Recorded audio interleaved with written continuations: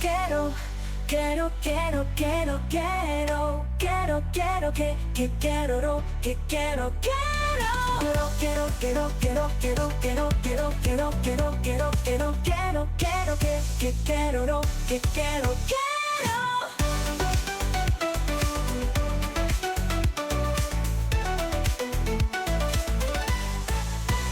Quiero, quiero, quiero, quiero, quiero, quiero, quiero, quiero, quiero, que quiero, que quiero, quiero, quiero, quiero, quiero, quiero, quiero, quiero, quiero, quiero, quiero, quiero, quiero, que quiero, que quiero, quiero.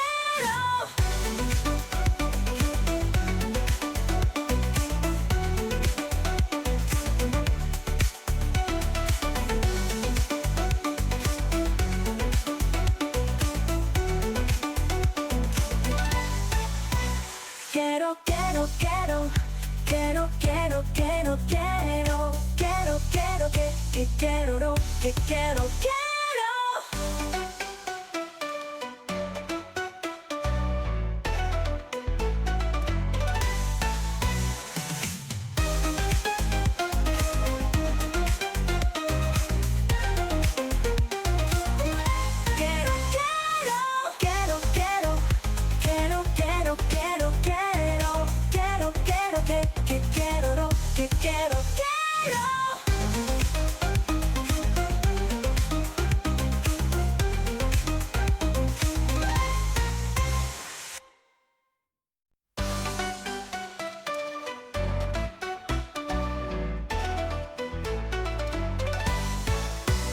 Quiero, quiero, quiero, quiero, quiero, quiero, quiero, quiero, quiero, que quiero, que quiero, quiero.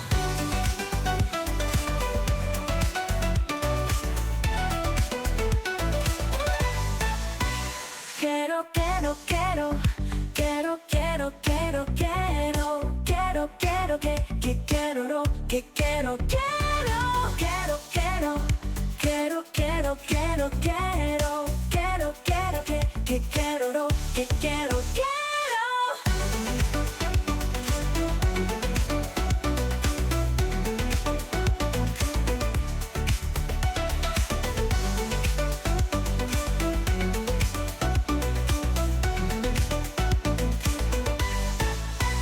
Quiero, quiero, quiero, quiero, quiero, quiero, quiero, quiero, quiero, que quiero, que quiero, quiero, quiero, quiero, quiero, quiero, quiero, quiero, quiero, quiero, quiero, quiero, quiero, quiero, que quiero, que quiero, quiero.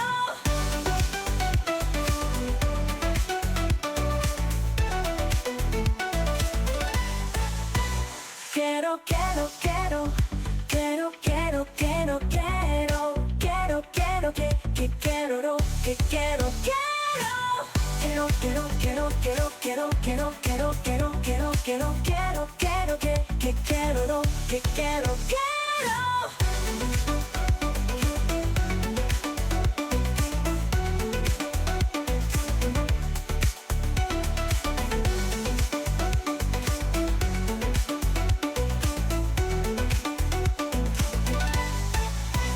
Quiero, quiero, quiero, quiero, quiero, quiero, quiero, quiero, quiero, que quiero, que quiero, quiero.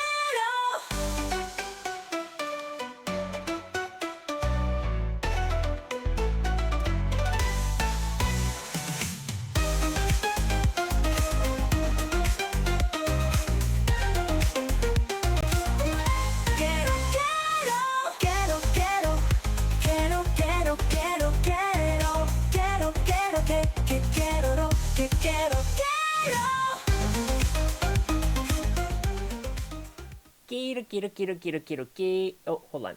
Quiero. Hello, everybody. Hello. Hi. Welcome to the stream. Hello. Crushing your head. I'm crushing your head. Crush. Hello, everybody. Sorry, I'm not going to be painting any models today. I'm just going to be showing off my old models. But it's because I don't have everything I need for painting. So I decided to, instead today we're going to look at some of my old models, they're really bad. And then we're gonna read some cool books together. How's that sound? Burp. I had spaghetti macaroni. Spaghetti macaroni.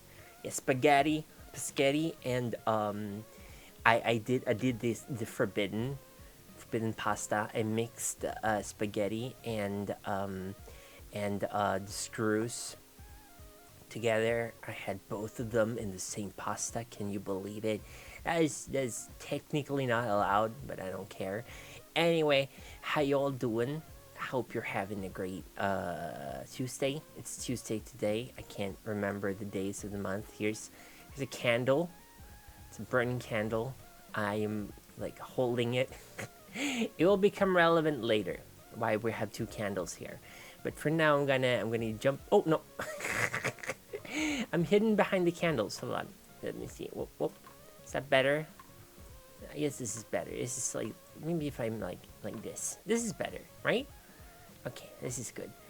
I'll be wearing my normal outfit while we look at models, and then when we go into the esoteric stuff, I'm gonna put on my other outfit. So I'm just gonna lower the volume so the music's not too loud for me, and hope all the audio is okay. It's not too quiet, not too loud, and I hope the focus on the camera is okay. This is a webcam. They're not great. I'll say it right away. Webcams, not great. C920, it's trash. It's absolute trash. Very bad quality picture. I like to use my iPhone for Oh my god, I could have used that. I have an old iPhone I could have used, but I haven't charged it. Not sure if it would have worked though. Maybe it would have worked. Have consumer grade webcams ever been good? No, they haven't. And they literally haven't had any, like, I think the C920 is still like the go-to webcam now. And I've been having one of those for like at least 10 years now. So I don't know what they're doing. Like Logitech needs some serious competition because their stuff is trash. Logitech stuff is garbage. It's trashy trash. Although I don't know if the audio is synced up with the camera, but it'll be fine. I'm gonna love. Yes. Don't have to look at my close-ups. So how you doing, Rufus? Welcome to the stream. So yeah, I tried to find all of my old models, but I couldn't find my old orcs, which I think are somewhere deep down in my basement. And I couldn't find my more recently painted minis, which is a little bit distressing because I have a pretty cool orc and some Imperial Guards that I've painted. But I do have photos of them, so I'm gonna show those photos before we get started. So let's see. I downloaded them. Here is an orc I painted very recently. I painted him using slap chop mostly. I didn't do an awful lot of like. I think it looks okay. Hello, Nicky guy. How you doing? Hello. Boop, boop. Oh, that's a Velik emoji. Velik, I love her. I miss her. How you doing, Zap? Boop, boop to you too. But yeah, this is an old. Well, not old. This is a recently painted orc I did. I think I made this on stream, or I might have done another orc on stream. I don't quite remember. And then I also have this guardsman. This is also done. Yeah, trucker orc. Yeah, boy. I think I got the orc. No, that's not from the kill team. I think I might have got. No, I didn't get the orc kill team. It's an Imperial Guard. This is also done using slap chop. And slap chop is basically you make a model black.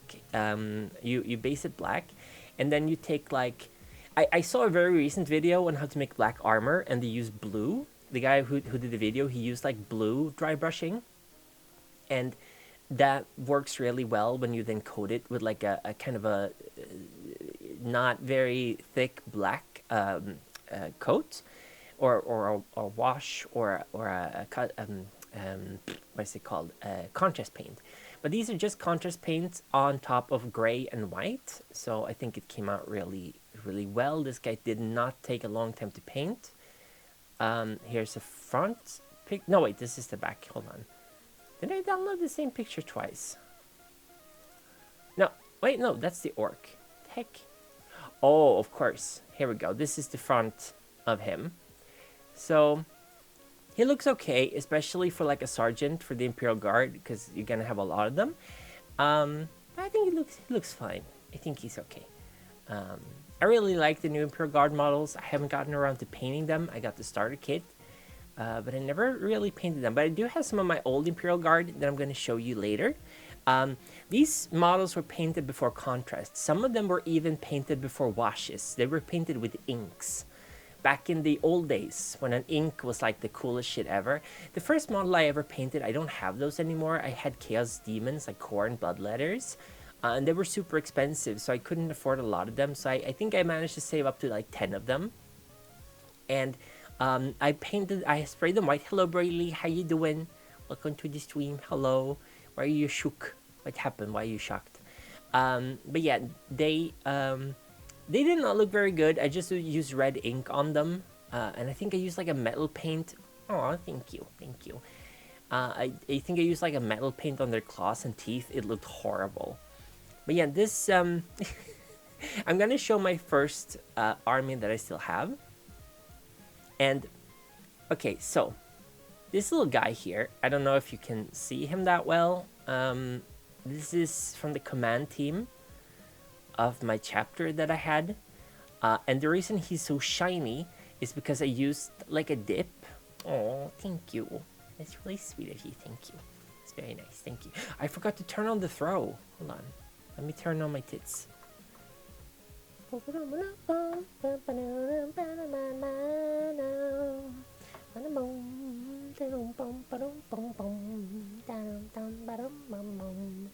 I should turn on the making piss emoji too. Oh, actually, hold on. Here we go. Let's have some actual Warhammer music while we're doing this. I also have a lot of ulcers in my mouth at TMI, but they're making it a bit hard to talk, so I'm not sure how long this stream is gonna be. But yeah, these were painted using the dip. Hobby Painter, I think they're called their dip. Not very good. Not very good, but this was supposed to, like, this was a shade you're supposed to dip your minis in, and it was supposed to make them, like, shaded, but it made them really glossy for some reason, and the dip was, like, very thick, so it stuck and made, like, brown spots.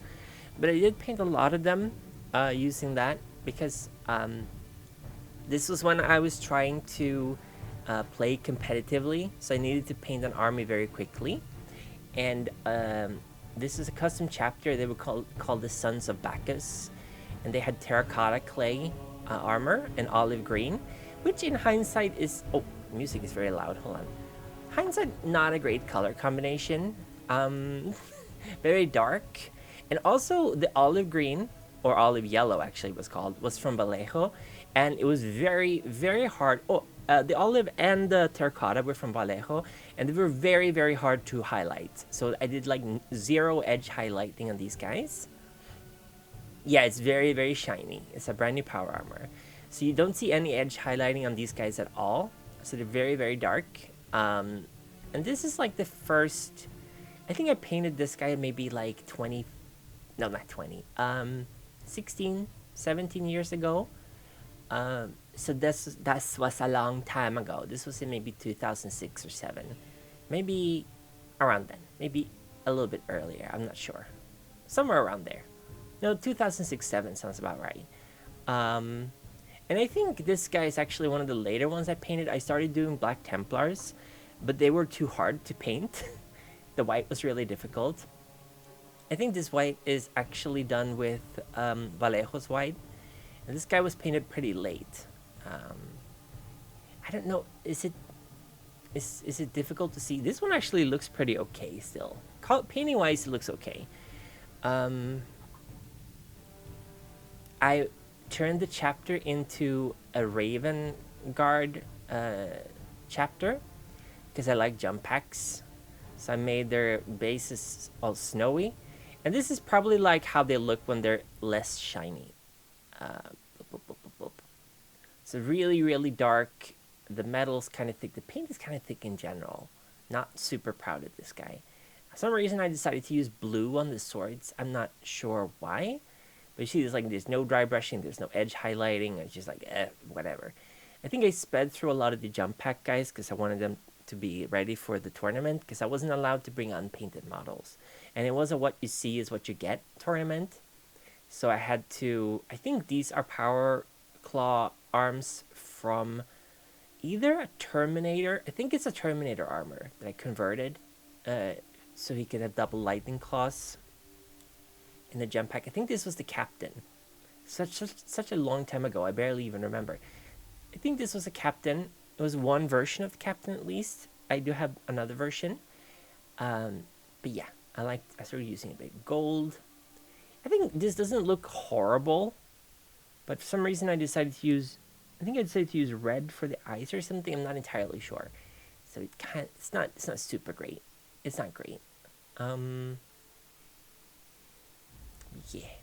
I spent a lot of time on this guy. Many hours, and I don't think they were worth it.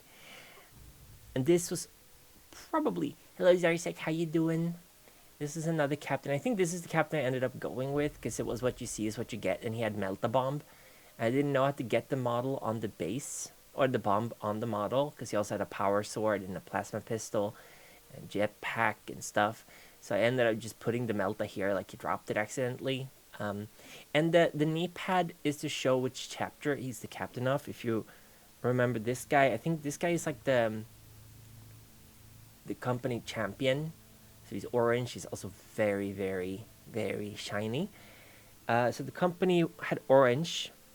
This guy also has orange.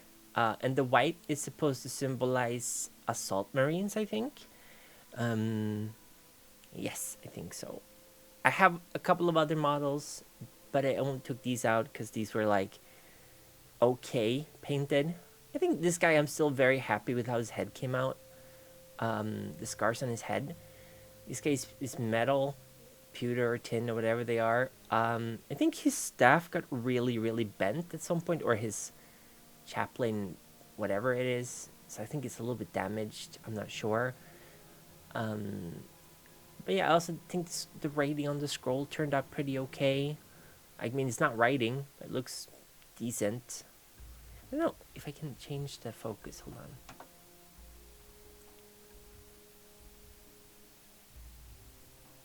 Let me see here.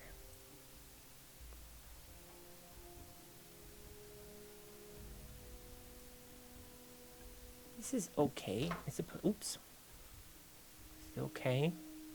Yeah, he turned out fine, I think. Not too bad. But yeah, no edge highlighting, not even trying. I have really shaky hands. You can probably see it when I'm holding this model now. I'm very shaky. I've always been very shaky. I think it's because I'm really tense all the time. So it's really difficult for me to paint, edge highlighting, painting in general, which has always been a huge issue for me, and really I don't feel very good about that. But I kind of learned how to paint despite it. And at some point I was like, oh yeah, and then there's the first chapter, and just like the Dark Elders, they're supposed to have like a different color palette because they're from the moon of that planet, which is like an ice planet. So this guy's standing on ice, like dark blue ice, and they're from the space, the moon. So this was like I don't think these are around anymore, these paints. They were very, like, they were base colors before base colors. They were very thick. And I went with, like, I definitely don't think this white is around anymore. And this was called Necron Abyss, the dark blue. Very difficult to edge highlight, too. I tend to pick colors that were not easy to work with. I think I used, like, Agrex Earthshade's a predecessor, which I don't remember what it was called, to make like the shading on this guy, and then I just painted another layer of the white. Yeah, Terminator. Pew, pew, pew, pew. So I have a squad of Terminators. Terminators never do anything when I play. I don't play a lot, but they always get killed immediately. Now, here's the piece de la resistance for for this chapter. This is so ugly. This is a rhino.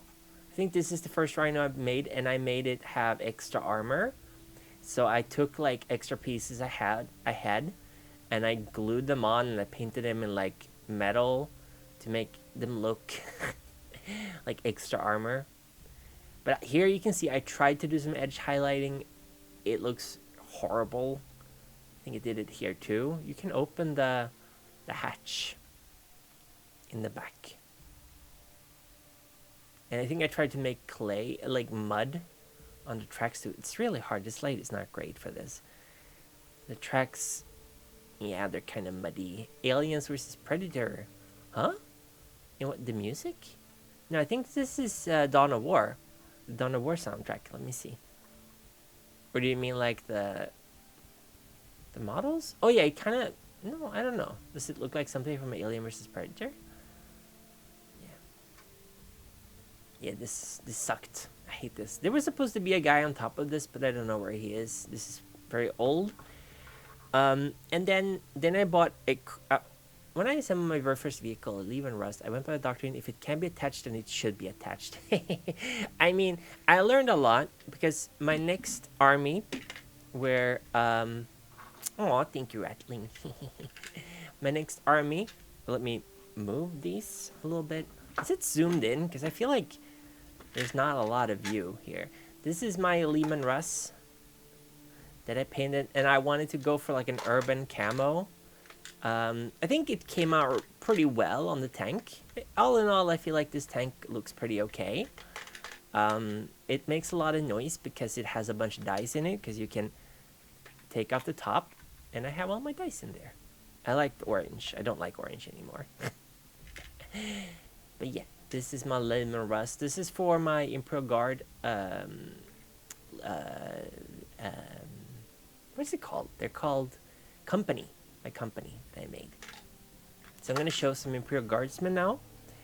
And like I said, these were the second ones I painted. When I painted these, you can barely make out the details. I went for dark gray for the armor, and then camo, dark gray, white camo for the pants. Again, not very good at picking out good colors. Oh yeah, I didn't have the bulldozer shield. I think I just, we did what you see is what you get a lot, so I didn't want to put that on, because I don't think it was very good at the time. I think this was 5th or 6th edition I was doing this. Difficult terrain stuff, yeah. But, yeah, I'm very bad. Kind of looks like Metal Slug, yeah, it does. It's like I think these are supposed to be based on British tanks, most of these, especially like the Rhino for the Space Marines. They're all British tanks. Yeah, these guys, I don't even remember the lore for them, except that they were like, they were urban warfare specialists. And I have over 100 of these guys painted. I painted these like 12 at a time, while a friend of mine was painting his Tyranids armies, and we were just listening to One Piece. Like, we were having One Piece just going hundreds of episodes, or we were we were listening to House. We were watching House. Not the music, but the series. House is a good series, because you can literally just listen to it, and you will understand what's going on. You don't actually have to watch it, because they explain everything really well. So these guys were really speed painted, but and again, no edge highlighting at all, which I'm not actually that upset about, because Imperial Guardsmen, there's so many of them. At least here you can see the skin color, kind of. I think I clocked it to like an hour for 12 minis at one point, but I was like really rushing it. So yeah, this one has better looking camo for his pants, I think. And, yeah, I think they turned out pretty okay. This was probably like 16 years ago, I think. 16 years ago. Yeah, the camo pattern was part of it too. It was pretty easy. I used a little brush and I just dabbed on here and there. I don't know if... I think it looks really good for what it is, but also probably because it's very dark. And I didn't really care about like the hems of the clothes and stuff, so it definitely goes over the... When he's driving the tank. Oh, I've never seen Rambo 3. There's another guy with decent camo. But yeah, I really I got very good at painting it very fast, but I didn't like zero edge highlighting. I just wanted to get them done as quickly as possible. I think I did a lot of inks or washes on these guys too. I think it was still inks to make them like get some shading, which honestly I shouldn't have done that. I should have made the miniature brighter and given it shading because this is already very dark. The best part is that on the table we were playing, these colors matched up with the environment really, really well, the terrain. So sometimes I forgot I had units standing somewhere and I forgot to do anything with them because I just didn't see them because they were really well camouflaged against the ground and the city environments we were playing in. I was playing at a club, at the game club. So these were my Imperial Guards, and I also started painting some Tau at that time. But the problem is that I really like this color scheme. I think it came out really well. Still a little too dark. I would have probably picked a lighter blue. Not entirely sure. But I like the contrast of blue and sort of yellowish orange. The problem with these models is that when I sprayed them with white paint. I don't like basing with white coat because whenever you miss painting something, it stands out a lot. And I usually paint in the winter half of the year. So I tend to paint with this kind of light, which means that sometimes there's a really heavy shadow and you don't see the areas you miss. But the worst part is that the white spray paint got really grainy, got really granular. So the surface of this guy is really rough. I don't know if you can probably not see it on him, but it was a pain to paint him. And especially the legs, I think, turned out got really rough. Hello, Oxide, welcome to the stream. But I like this guy, so I might actually... Boop! Thank you for the boop. I might actually go back and paint some more Tau. I really like the Tau. I like their design and I like their lore a lot. But they weren't my playstyle when I was playing. Now I don't play, so I could just paint them. Doesn't matter. But I really like this color scheme. I like the kind of cool light blue and dark blue and then like a touch of orange. I would probably make it more yellow if I get to change it. Like really bright yellow. Make it stand out more. But I think it turned out pretty okay.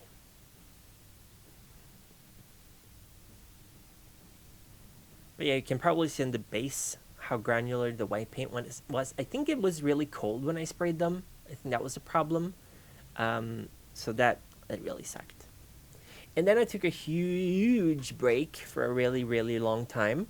And then I think I painted these guys close to maybe 6 to 8 years ago. I'm not entirely sure.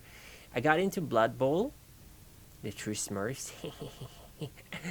I got into Blood Bowl. I'd only painted 3 rats, I think, all in all. But I really like the Skaven. And I really, really, really like this color scheme. I think this is Demonette Pink, I think. I'm not entirely sure. And I don't remember what the screen is. But this is like a recurring color scheme I use for a lot of my models. I really like the contrast of purple and green.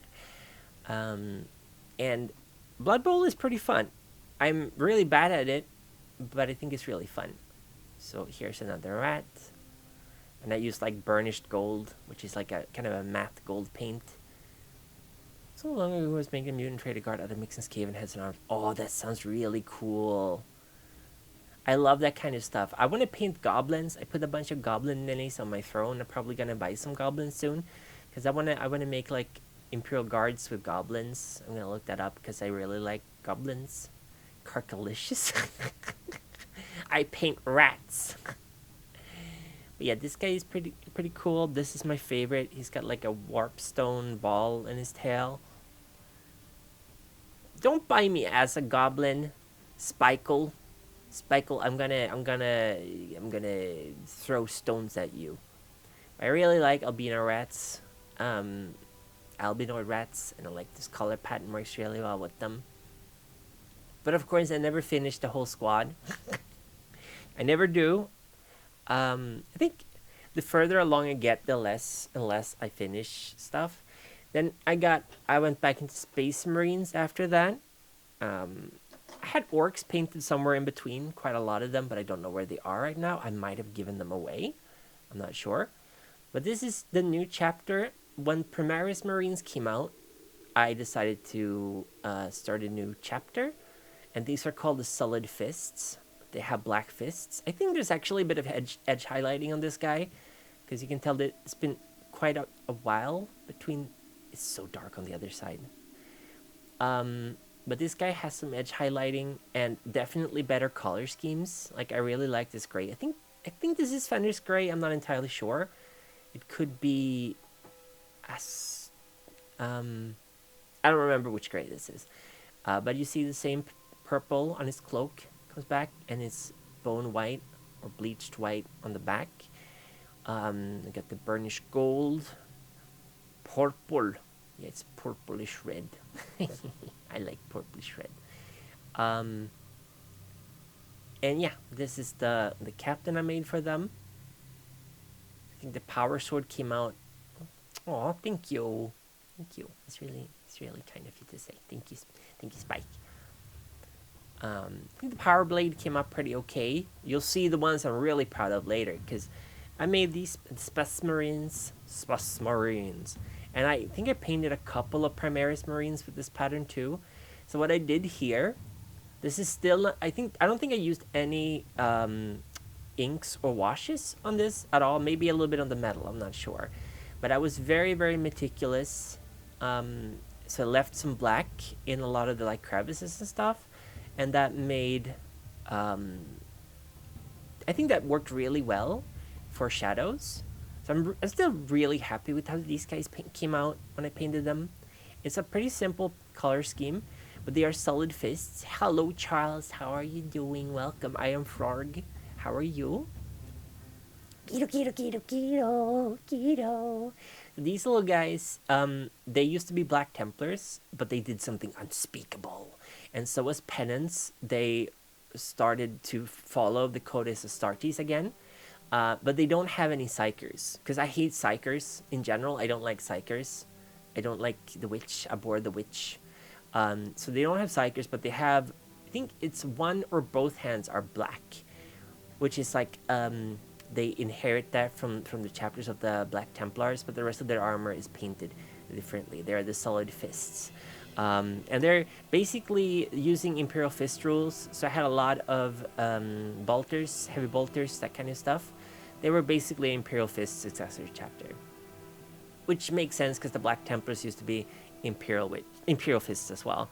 This guy came out pretty well. He's a little rocket he's firing. I really like how the red stands out against the gray. I think it gives a pretty good contrast. Well, yeah. Usually these took really long time to paint. It's okay if it's the thought that counts. It's the thought that counts. And these had like mud they were standing in. I really like the terrain paints that Games Workshop have. And this is just like, I don't remember which one is called, what it's called, but it was pretty easy to make bases for. So I played this army is probably the last one I actually played with. I'm very, very happy with their Rhino. I'm just gonna move these. I think this really shows that I got a lot better from painting the previous. let me show you the other Rhino. Let me get it. Where did I put it? If we compare them, let's see here.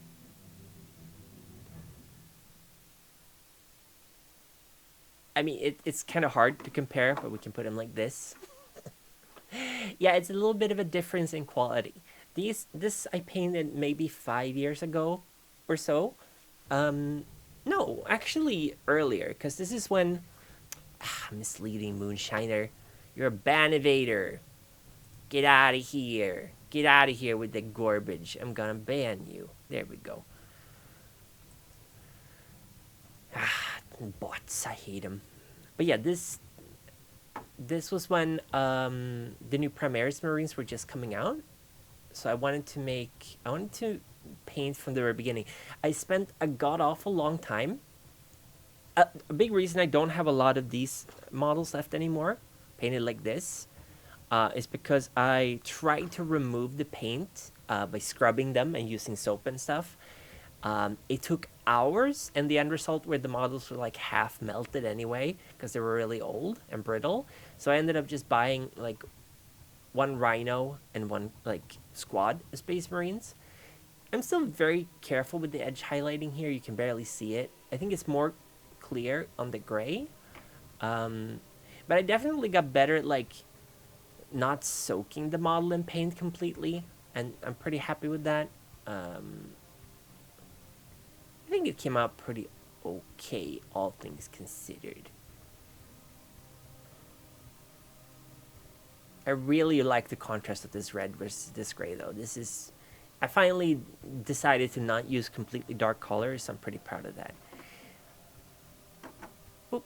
And now, the last showcase. These were probably the last models I painted before I started streaming on Paint. I mean, painting on stream? Streaming on Paint. Before I started painting on stream, I painted these guys. And I'm pretty happy with how they came out. So I got like a couple of... what are they called? Adeptus Mechanicus. And this is how I painted them. This is still without contrast paints, by the way. This is the same red that I used for the Space Marines, I think. And yeah, it's hard to see inside, but I feel like I got the blue glow down really well. Hold on, what's happening to the music? Oh, there we go.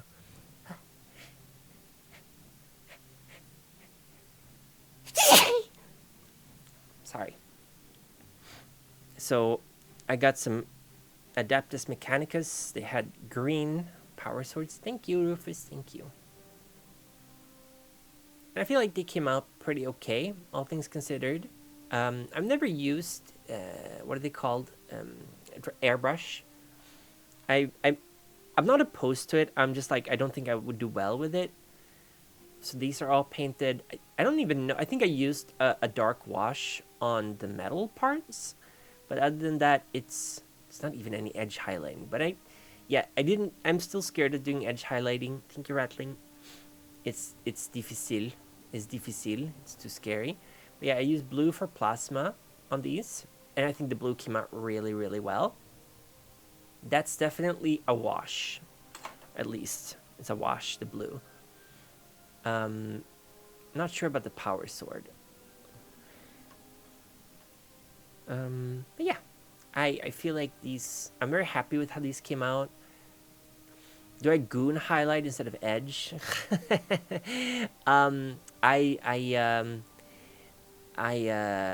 What is it called? I yelk. I yelk highlights. I yelk highlight for hours. It's yelking daily. But I feel like these came up pretty okay. All things considered. Again, they're very dark, but the metal... I think the pants are like dark gray. But it's a really striking difference. And I started doing these, too. These guys. But I think I only painted one, then I got kind of bored, and I stopped. But yeah, these also have custom bases that I bought from Games Workshop. They have like city terrains that I painted. It turned out pretty okay. A nice contrast to the red of the armor. Thank you, Zaria. Thank you. But these guys are cool, but I got kind of bored of painting them. So I couldn't find my... Oh, I have one more. I think this was...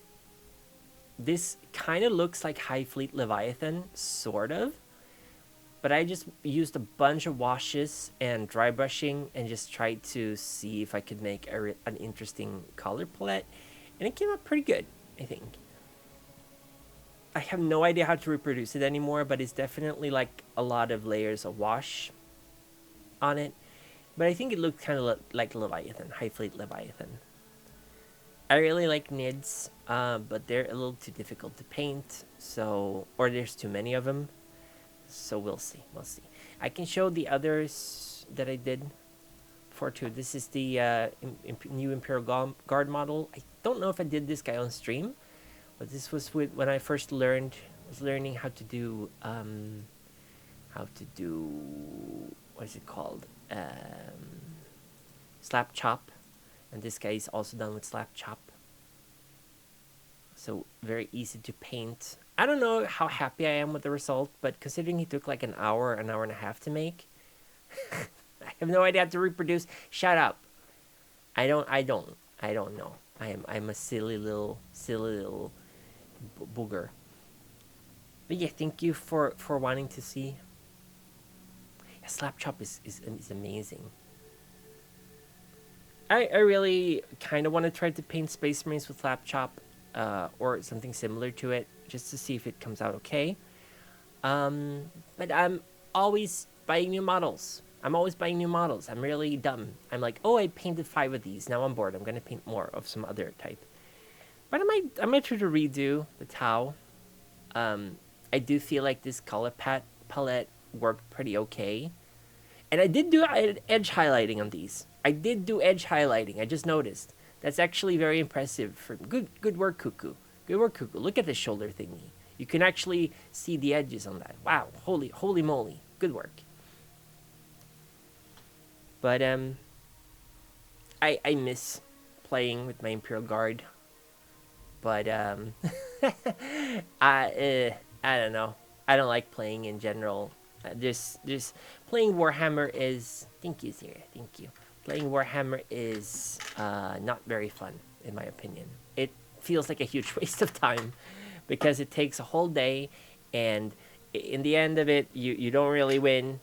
Nobody wins.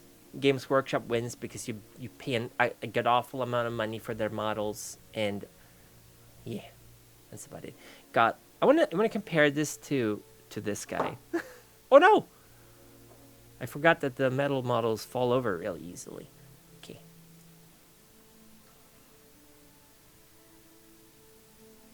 One is very shiny boy. But yeah, and this guy you can see I think I went back and used the black paint in the crevices and stuff. Not like that, it's area. To make it stand out more. Yeah, they're very generous. They help you out in person because they know they're basically legal drug dealers. I remember when they were playing that each round on average took an hour 15 minutes, which being actual gameplay with moving and dice rolling, 45 minutes being arguing over rules. Exactly. And by the end of it, I don't like games that rely on dice that much. I don't like chance, and there's way too much chance in Warhammer, in my opinion. And it's all about mitigating risk in Warhammer. I'm not bad at that. I just think it's sweet. They are very nice. If Games Workshop did not have, if Games Workshop did not do that, they would absolutely be out of business. We are literally playing D&D. D&D is also evil. D&D is absolutely evil. Oh, you mean like with, oh no, I almost dropped the model. You mean what, like with chance? That's why I'm the game master. I don't like the system of D&D in particular either. I think it's stupid. I like other games more. But D&D, everyone knows D&D. So that's what we're playing. Okay. Let me get the models out of the way. I had to put all these back in their different boxes way back in my, I was going to say cupboard, but that's not where they're from. They're in my closet. All my models are in the closet. Can you believe it? There's nothing homoerotic about Space Marines. Nothing at all. Just a bunch of big buff dudes hanging out in space, sweating, working up a sweat, wrestling with each other, being bros. Totally not homoerotic. Totally not. Space warrior monks. Nothing homoerotic with monks. I've seen Jungle. What is it called? The movie. Suddenly you're interested in Space Marines, right? I don't like the Horus Heresy books that much because they sort of show Space Marines before they were what they are now, and they were basically just bros. I mean, they were just like elite warriors. Some of them were a little bit spiritual, but I like them more the way they are now. God, I have so many models. I have hundreds of models, and I was like, I'm just gonna take a few of everyone. I have a really, really, really ugly dreadnought that stands on like one rock with one foot that looks very slippery, so it looks like he's gonna fall over constantly. Let me move. I have the book here that I'm gonna be reading from. It's called The Self-Initiation into the Golden Dawn Traditions. It is on my Discord, so if you want to read along, I'm gonna probably have it on screen.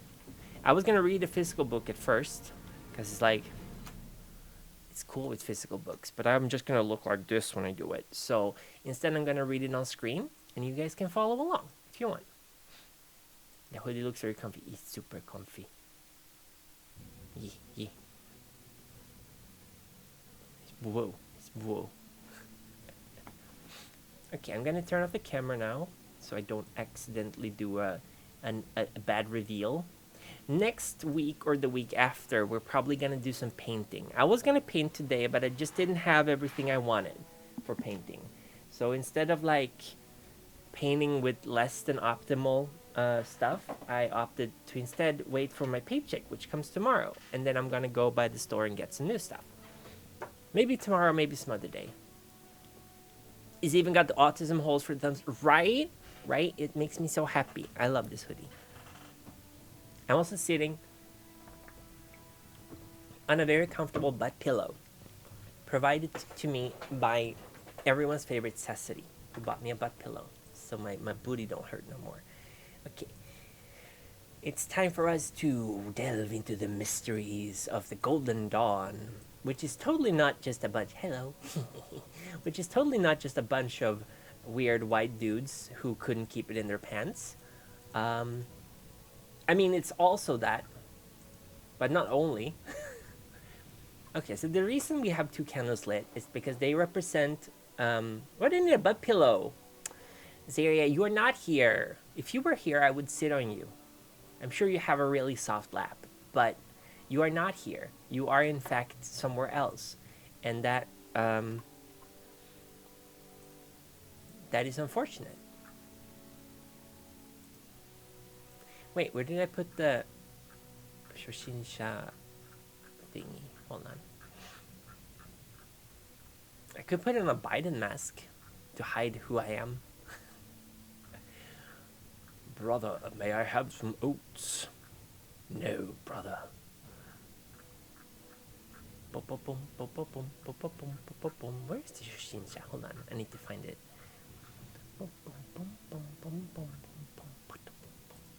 Actually, we're gonna just put this on here. Boop. There we go.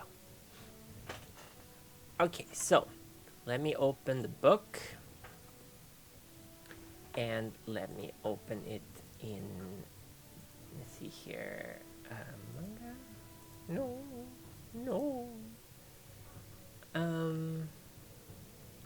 Browser. Here we go. Boop. Okay, so this book is called The Self-Initiation into the Golden Dawn Tradition. Oh, Jesus, this is oof. Hold on. Very small. Let me make it bigger. But you're not gonna... I guess you can't really read along with me on the screen, but that's fine. Just do this. There we go. So this book is available on my Discord. If you are not on my Discord, here's how you get to my Discord. And it's available in the folder called Temp Files, which is for temporary files. And it's been there since May. So I might at some point remove it. We'll see. And this book, so first let me provide you a little context, right? So the Holy Order of the Golden Dawn, as they are referred to, is an occult esoteric tradition dating back from, I believe, the late 19th century, early 20th century. And it was founded, pardon me, by a bunch of dudes, and I think most of them were Freemasons. But they allowed for women to join, and it was sort of a practical magical group. It was basically, as far as I know, Freemasons don't really do practical magic. I don't know if there's any Freemasons in the chat. You can chime in. Um, but what I wanted to do was to explore like Egyptian mythology and like study the Book of the Dead and stuff like that, and just kind of practice Hermetic magic. So they formed the Holy Order of the Golden Dawn. And as with many of these organizations, it attracted literal sociopaths like moths to a flame. And there have been a lot of fights over who's right about different things in general. But in this book is about becoming a member of the Golden Dawn yourself, or making yourself into a Golden Dawn practitioner. So anyone can pick this book up and get to, I think, the fourth grade. Out of you have 0, 1, 2, 3, and 4, and then in the fifth grade, I think you have to be fifth grade to be allowed to start your own temple technically. But I don't think there's anyone stopping you from doing it if you want. But I would really like to go through this with you guys and just kind of get an idea of what's going on. This is about like Kabbalah and Hermeticism and Jewish mysticism and Egyptian mythology and alchemy and all kinds of cool things. Theosophy, is that how you pronounce it? And like theology and all those kind of cool things. You don't gotta do, because there's a bunch of exercises in this book. I did scout out ahead a little bit. There's a bunch of exercises you can do if you want to be serious about this. You don't gotta, but I'll explain how to do them. And then if you want to do this kind of stuff, then you can absolutely download the book.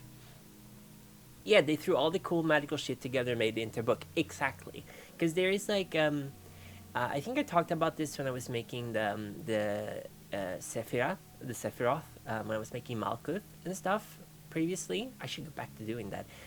That the Sephiroth, the Tree of Life, is a very good framework for Western esotericism, because it connects pretty deeply to Judaic occultism and faith, which of course Christianity kind of stems from. So a lot of the symbolism will be fairly familiar to someone who grew up in a Christian society. A person raised, for example, in Tibet or in Japan would probably struggle a little bit more, because there would be concepts that are pretty alien to everyday life in those cultures generally. Of course, it could be different. We're gonna start with the neophyte grade. Like I said before, my mouth isn't doing super great. I got a bunch of ulcers, so I'll aim for 2 hour stream. We've done 50 minutes so far, and maybe we'll make it longer. But I also have a stream tomorrow. I'm gonna try to stream Space Marine 2. Also, we should definitely change the music to something else. Let's see here. Witchbolt. Dungeon Ambient. This is pretty cool. So this is the music we're listening to. I hope it's not too loud. I can lower the volume a little bit. There we go. And yeah, if you want to read along, you can. Otherwise, this might be like Cuckoo Read stream. Okay, so we're gonna do chapter 1, the Neophyte grade, which is 96 pages long. But first, we're gonna do the introduction. I always read the introduction, even though 9 times out of 10 it's just a bunch of faffing, because I think it's important to give some space to the author, even if they're a Dumbo. So this is the introduction. Initiation means to begin, or embark upon something new. It is the beginning of a new phase or outlook on life. I gotta turn down the light on my on my ring light, because it's very bright. I'm being blinded by it. There we go.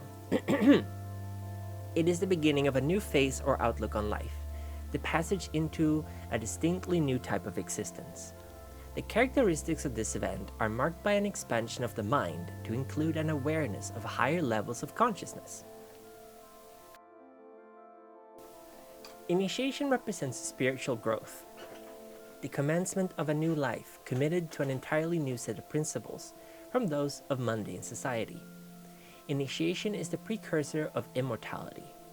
Humankind has the potential for immortality, but only obtains it when men and women align themselves with that immortal spiritual essence that underlies all aspects of the manifest universe. That same spiritual essence which is too often ignored by the great majority of humanity. Obtaining that rare and splendid essence is the supreme objective of that part of the Western esoteric tradition known as magic. The goal of all magical processes is the purification of natural human being, that is, the extraction of the pure gold of spiritual selfhood from the husk of the outer personality. Magic is a spiritual science. It is a specialized system of discipline which has a spiritual rather than material goal. This is a personal science that is based upon the fundamental knowledge of the true human being which lies beneath the illusion of the outer, secular human. Ceremonial magic incorporates a process of memorization and ritual which results in the direct stimulation of the will and the exaltation of the imagination. The final objective of all this is the purification of the lower personality and the realization of an elevated state of consciousness, wherein the magician's ego enters into a union with his or her own higher self, and ultimately with the divine. Every action, idea, and utterance in any ceremony is designed to bring about this final conclusion. Each and every detail of the ritual itself, including banishing, circumambulations, evocations, and invocations, serve to remind the operator of this single goal. For the assault on the holy city, every sense and every faculty is deliberately mobilized, and the whole individual soul of the operator must enter into the act. Quoted Israel Regardi, The Tree of Life, page 107. So basically what they're saying is that the goal of this kind of magic is apotheosis, to become one with God, or possibly to become God, whatever God means in this case. It is the purification of the self. Now, if you believe in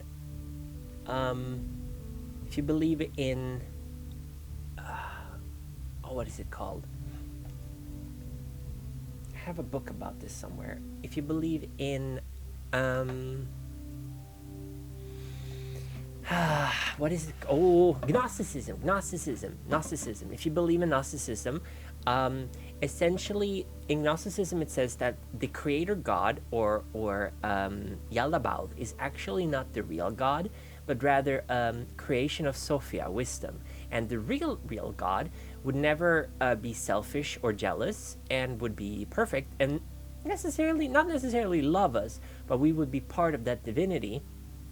And so our goal should be to exalt ourselves and rise up to join with that divinity. I think it's been a while since I read up on Gnosticism. Now, these two candles that I have in front of me represents the twin pillars of Yakin and Boaz. Yakin is the white pillar, and it is on my left, so it's on your right, I think. No, it's on my right and on your left, I think. Hold on. Yakin.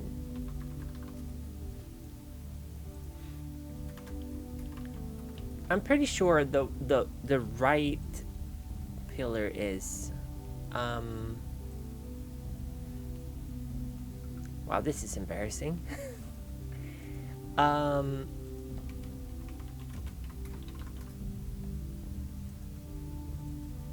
It's been so long. Okay, I'm gonna say that the white pillar is on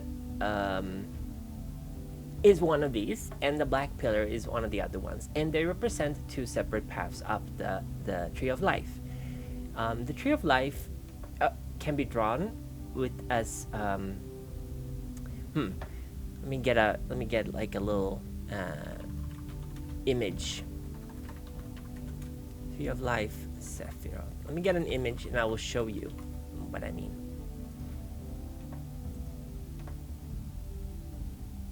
So this one is good. Let's get this image. Hold on. There we go. I found it. And I found the pillars too. That's really good. Tree of life. Okay. Okay, so on your left is Boaz, which is the dark pillar. And on... Hello! Oh, Spike. Cuckoo! Okay, we're adding a gremlin. Cuckoo! What is it, Spike'le? What do you want? Oh no, you fell asleep! It's okay. Don't worry about it. Don't worry about it. It's all good. Falling asleep is good. It means you need to rest and recharge. So rest and recharge. Let's put this little gremlin on top of my head. There we go. Plenty of space on my head. Okay, there we go. Yeah, so this is the tree of life. And I don't know how well you can read it. Let's make it a little bit bigger. I mean, it's also in Hebrew, so it will be pretty hard to read. But Kether is the crown. All right, so let me get the mouse. Let me get the little mouse here. It's only 7:53 p.m. Nah, I mean, you can sleep if you... Is this the mouse? Hold on. This is not the mouse. Bird up. Let's see here. Cuckoo. Let me get... Where is Mr. Frog emote? Where's Mr. Frog emote? Hold on. Okay, how about... Okay, we'll use this one. This will be the mouse. So, above here, you have bird up, you have Ein Sof Hour. They're the three veils that kind of obscure whatever is beyond our comprehension. We can't even comprehend what's beyond Kether. Kether is at the top. Kether means the crown, and it is essentially the furthest we can imagine divinity. And then divinity kind of comes down from above. Yeah, Kamala. Kamala Harris. Yeah, I'm a layman when it comes to this stuff. From Kether, the divinity flows down into Chokhmah and Binah. Chokhmah is masculinity and Binah is femininity in this case, but it's sort of both, and they kind of take turns. Chokhmah is, I believe that Chokhmah is wisdom. It is the sudden spark of an idea. And Binah is understanding. It is the forming of that base idea into something concrete. So this is called the Holy Trinity, or the... there's another word for it, I don't remember. But these are very, very abstract, complex stuff, right? And then it goes down to, through Dath, which is sort of wisdom. Yeah, it's Kabbalah, yeah. Oh, this is understanding that you're understanding. No, don't worry. Don't worry. And then you go down to Chesed. This is love. Yeah, no problem. No problem. Yeah, it's Kabbalah. This is love. This is the Father's love. This is the loving Father. Because these three represent the Trinity of God in certain interpretations anyway. And this is love and unity. And Gebura is the vengeful Father. This is the Father who picks up the sword to strike down your enemies. And this is the Father who loves you and raises you. And Tifareth is the highest visible... Hi, Eventide, how you doing? Is the highest visible manifestation of... And I say visible in a vague sense, because this sometimes represents Jesus. This is the perfect balance of the vengeful and the loving God, born into the body of the Savior in beauty. And this is Tifareth, often symbolized with the sun. Hello, Frogtuber, how you doing? And then you get down to Netzach, which is the victory, and this is your passion. This is what you love. This is what you're interested in. This is sex. This is life. This is animalistic stuff. And Hod is knowledge and studying, and but because these are sort of similar to the ones up here, but they're much more base, much more human. These are very, very abstract concepts up here, and these are much more physical concepts.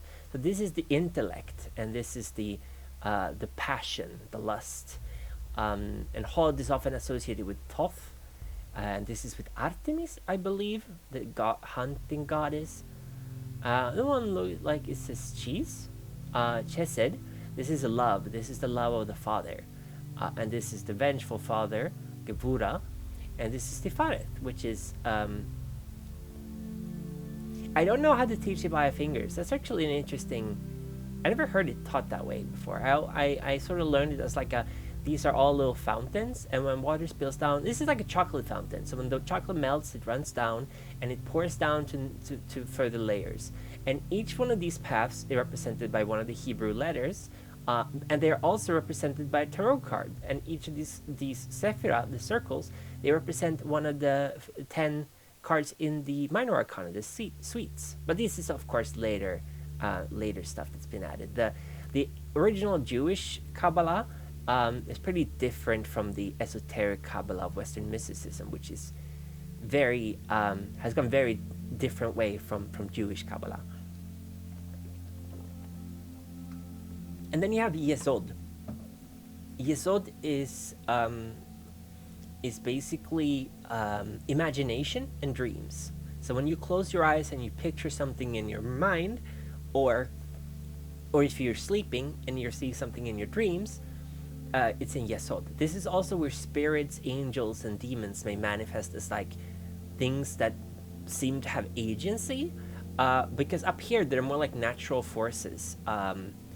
I don't even know if you can call them angels or demons, but down here, when you get closer to Malkuth, they sort of manifest as beings in Yesod, because it's very close to the kingdom, Malkuth, which is where we live. This is the physical world. This is the first Sephira.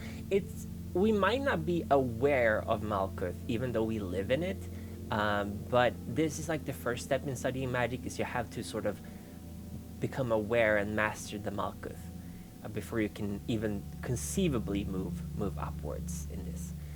And then you have the Klipot.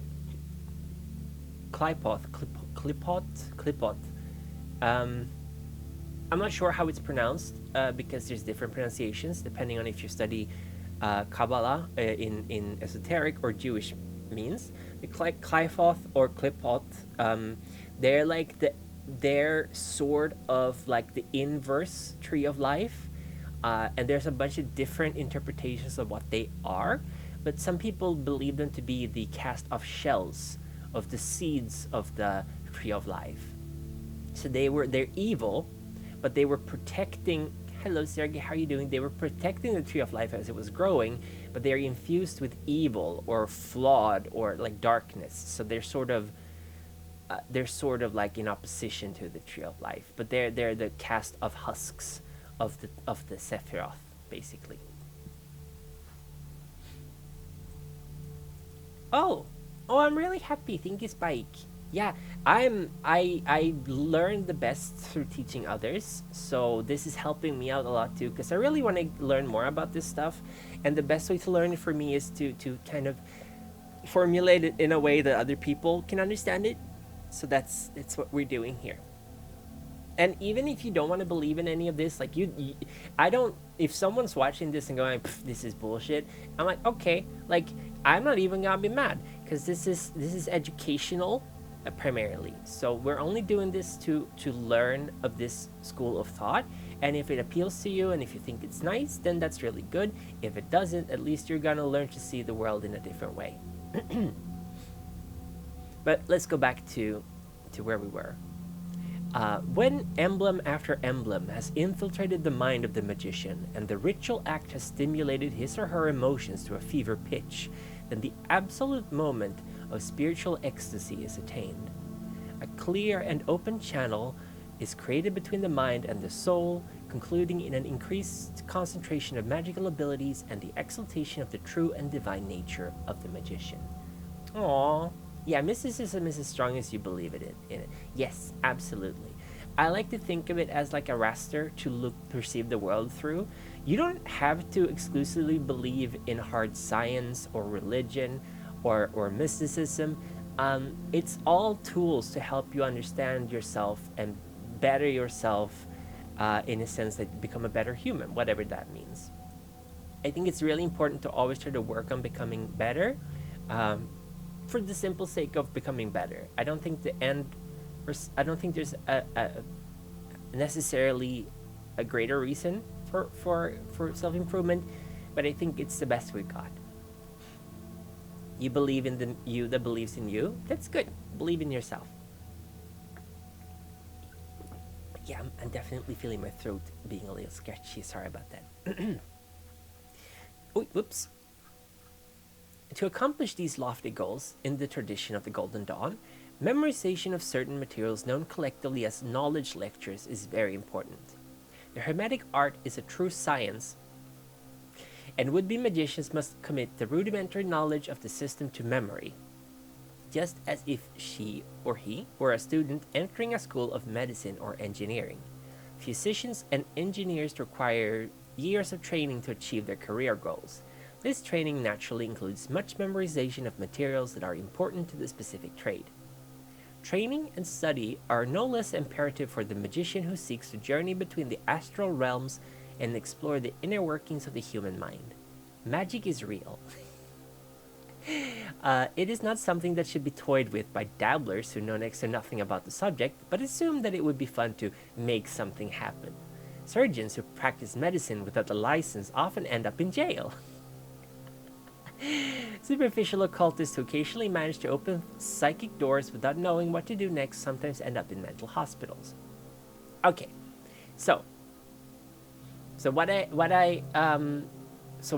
want to say is, I'm not laughing because I think they're wrong. I'm laughing because what they're trying to say is, if you jump to the last chapter of this book and you start doing things all willy-nilly, you might not be mentally ready for it, and it might be weird.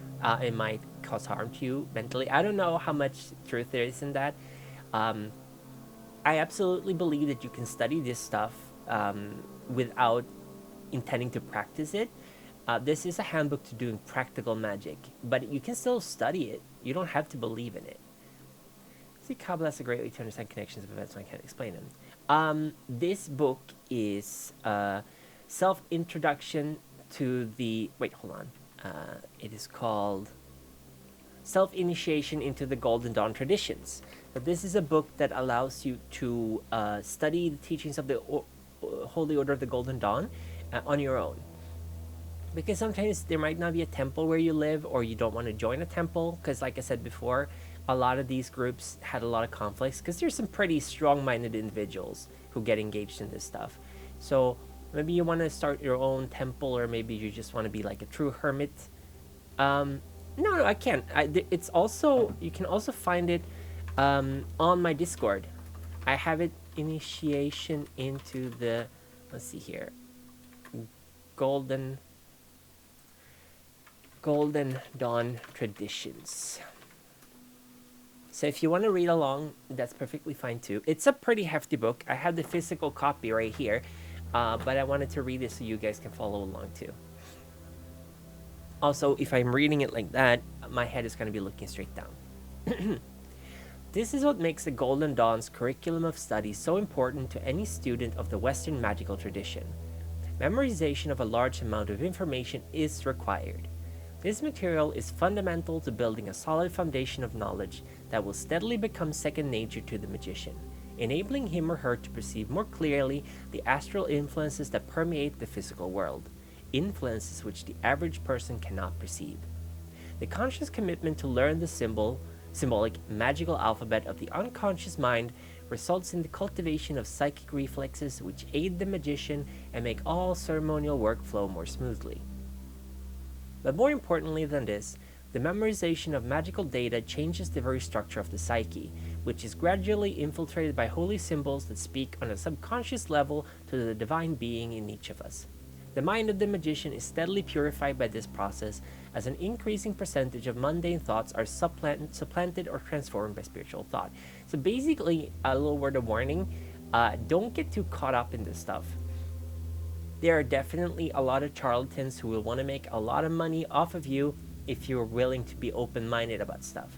So always what they're saying is like, yeah, if you study this stuff, you're gonna start um, seeing magic all over the place. It's not necessarily untrue, but it also means that you might be willing to give someone the benefit of the doubt that might not deserve your benefit of the doubt. So I still think it's very important to try to have a, not necessarily a skeptical view of this, but keep in mind that in magical circles, I would argue there's a higher than average amount of scumbags who will want to make money off of you.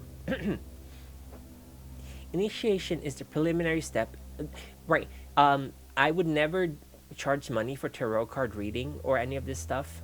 If I were to start a temple or something, I would only charge membership fees for like candles and books and stuff, because I don't think this kind of knowledge should be behind a paywall. I think it should be available to anyone who wants to study it. I don't believe in keeping things hidden. I do believe that some people might not be like super open to certain things, so you might need to prepare them mentally for it. But I'm like, if you think about things like what are they called? The Scientologists, they get you so hooked in that when you're committed, you have no choice but to like give them your money, and that's really wrong. I don't like that stuff. Initiation is the preliminary step in the realm of magic. A true initiation is the inner and hidden essence which pushes the student to seek the path of knowledge with a tenacity that cannot be denied.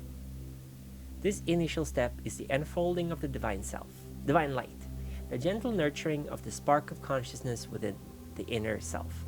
Attaining this point of growth requires peace of mind, awareness of one's subconscious impulses, persistent hard work, and a certain degree of self-sacrifice. When the secret recesses of the inner self have been reached, communication with the universal power is then possible.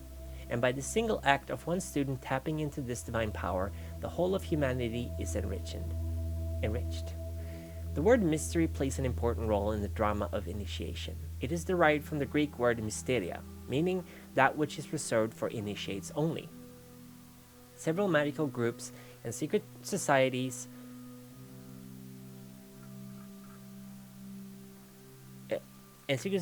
have a tradition of tracing their ancestral roots back to the mystery cults and religions that flourished in the ancient world.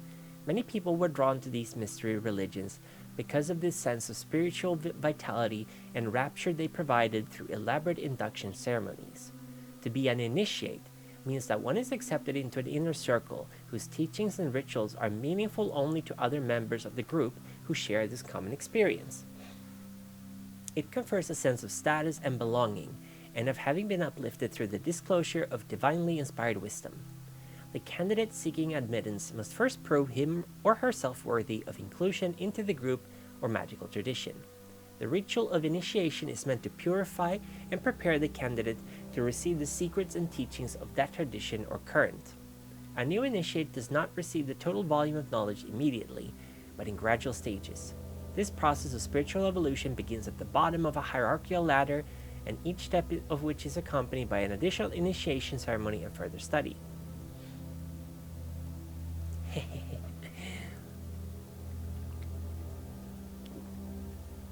I hope the LGBT club came after, because that's good. I don't like the Scientology church. I don't like people keeping things secret. I'm going to say that again. I am very happy that this book is out, because it means that you can technically learn everything that this order or this school of magic teaches on your own. There might be variations of it some places, but essentially this information is available to you publicly. And I think that helps demystify a lot of stuff, and it allows you to sort of study this on your own terms. So then making this available for someone to do is a really good thing, I think. And it's not a very expensive book. I don't remember how much I paid for it. But if you don't want to pay for it, the PDF is okay, I think. Initiation is also a wonderfully fulfilling experience. A candidate entering the temple for the first time is in a heightened state of awareness. Adrenaline is pumping through the body, the senses are amplified.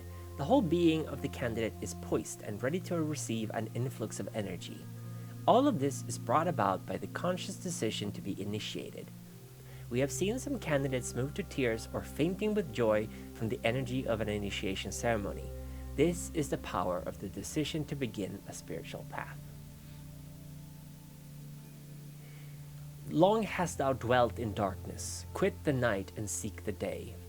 This one sentence from the neophyte ritual of the Golden Dawn encompasses the primary goal and aspirations of the student of the mysteries. I need to put my glasses on. To exchange the mundane for the divine. That goal is based upon a journey of self-discovery and spiritual attainment. It is not just the awareness of the divine, but also the bringing forth of divinity into daily life. The very name of the order, the Golden Dawn, alludes to the shining brilliance of the eternal and divine light, breaking through the confines of darkness to herald the birth of a new day in the evolution of humankind. The aim of all the rituals and practical magical work of the Golden Dawn is to create a spiritual bond between the magician and the immortal self. The purposes for which the Golden Dawn was formed were twofold. First, through study, teaching, and organization, to serve as guardian of the Western esoteric tradition, and second, to initiate, educate, and nurture those individuals called to carry on the great work, that is, to become more than human, and to achieve union with the divine. For those individuals who are called to the Western esoteric mysteries, the Golden Dawn system presents itself as a vital, consistent, and secure method for spiritual enhancement. The fundamental practices and techniques of the Golden Dawn system of psychic development are threefold. The first is initiation, astral and physical. The second is assimilation of Kabbalistic and Hermetic knowledge, the basic alphabet of the magical language. And the third is personal ritual work. All three are prerequisite for advancement into the Golden Dawn tradition. Initiation by itself is pointless without the repeated practice of ritual techniques and individual ceremonial work. Likewise, performance of advanced Golden Dawn rituals, such as the consecration of elemental weapons, without the knowledge of certain fundamentals, such as the Hebrew alphabet, is similar to constructing a building without first pouring a foundation. The project is likely to collapse. All three aspects of the Golden Dawn system must be undertaken equally in order for the system to work the way that it was intended to work. Hello, Chateau Sugar. Thank you so much. I'm going to put the head pad on. Thank you. Let me get the head pad. Where are you? Let's see here. I was going to make a very fast head pad. Noom. Oh. Noom.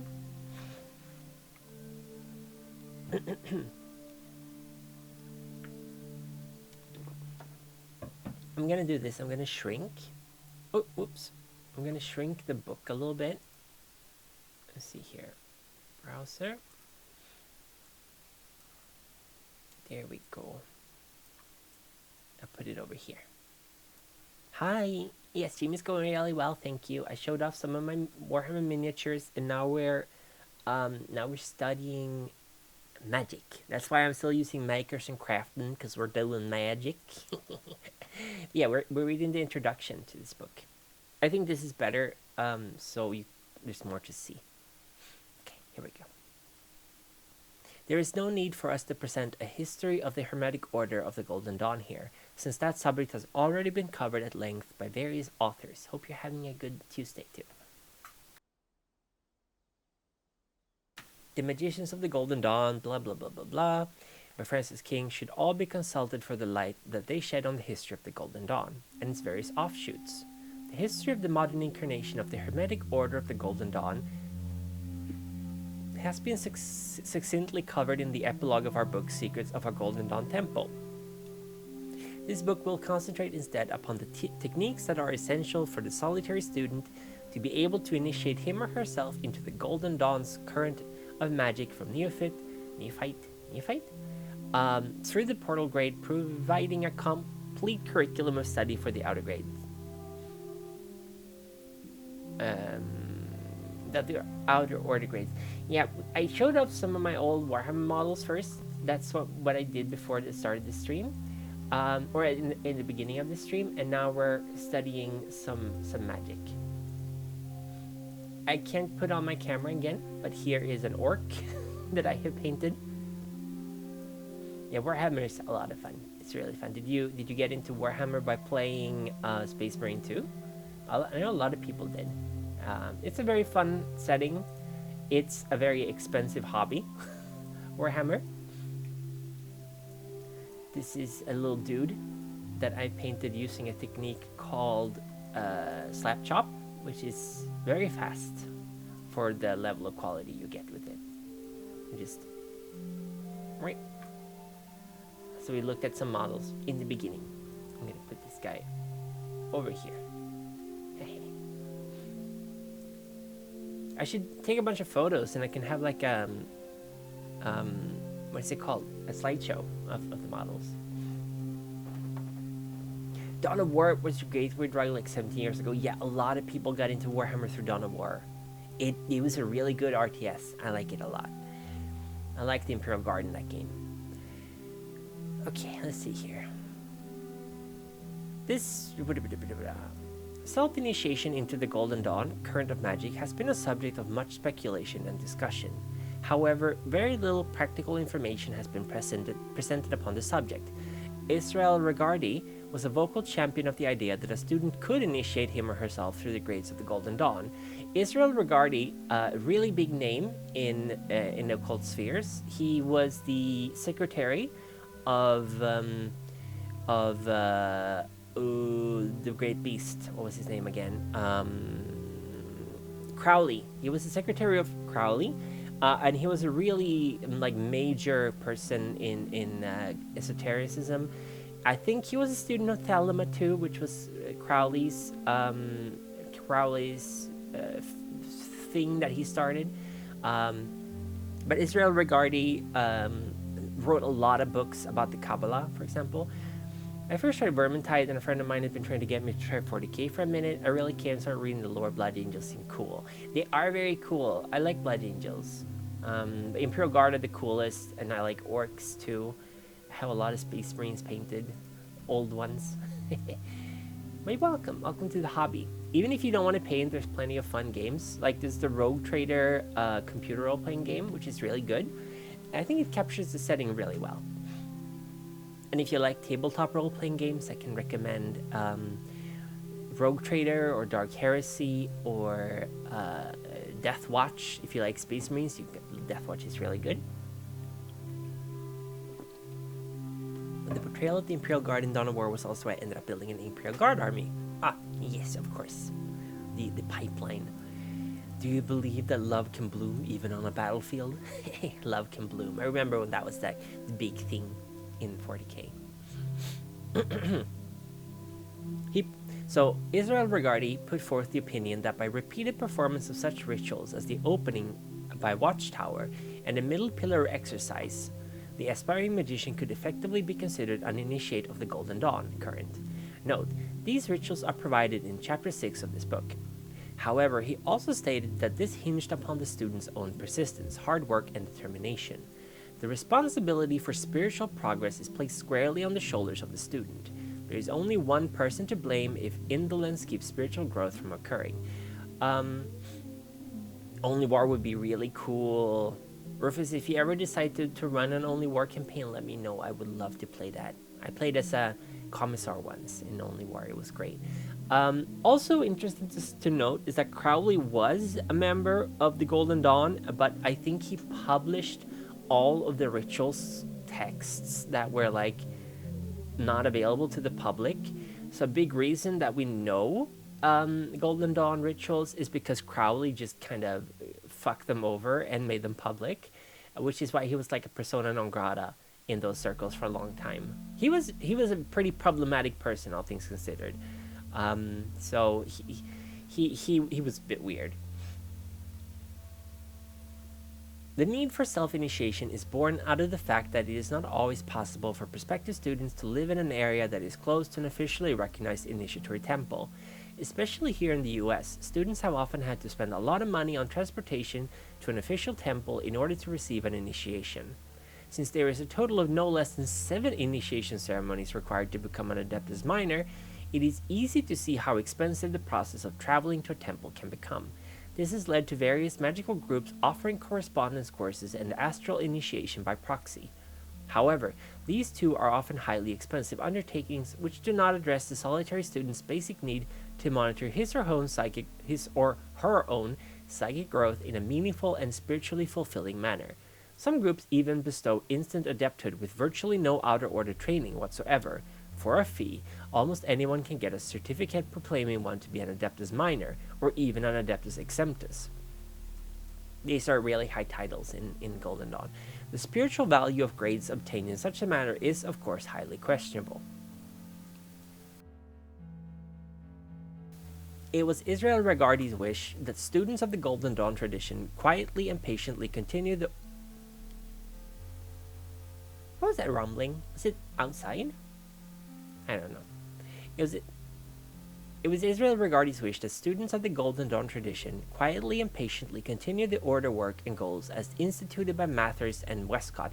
Yeah, Matthews and Westcott were the founders, I believe, of the Golden Dawn, without a lot of hoopla or fanfare.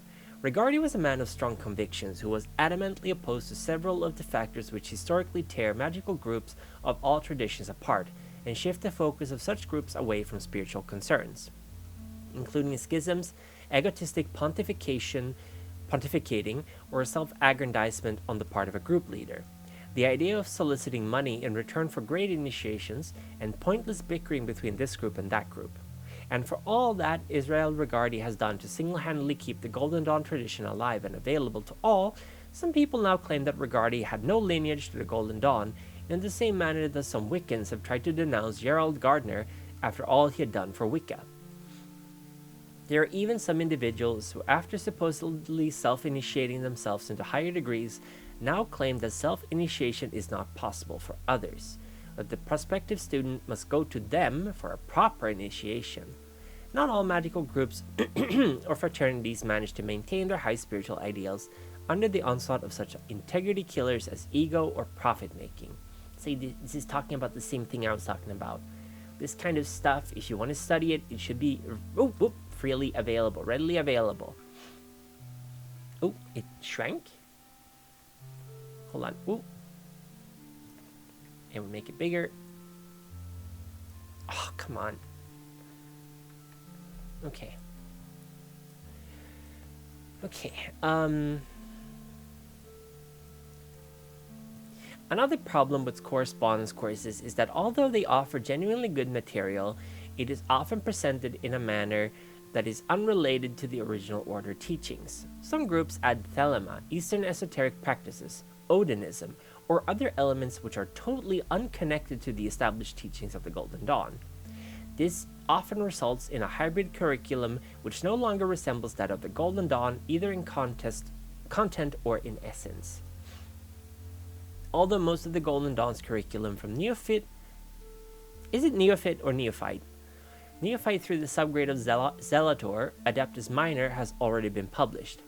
There is no reason for neophytes to be instructed to perform inner order rituals such as the banishing ritual of the hexagram and the rose cross ritual. This problem originated from the fragmentary presentation of the outer order grade work given in Israel Regardie's The Golden Dawn. The knowledge lectures presented by Regardie are in reality little more than a student's lecture notes, which were originally supplemented by oral order teachings, to flesh out the outer order curriculum as presented in the Golden Dawn. Many magical correspondence groups have taken what was traditionally the inner order curriculum. Neophyte. Oh, yeah, that's probably it. No, I think that's right.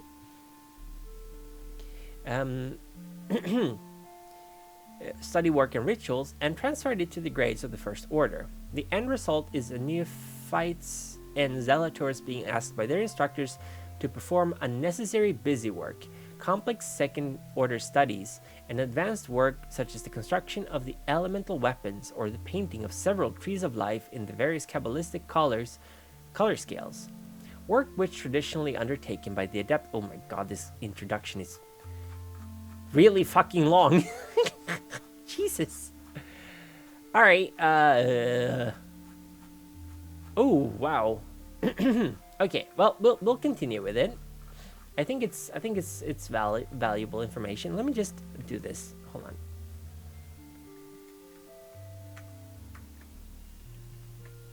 Okay, let's see here.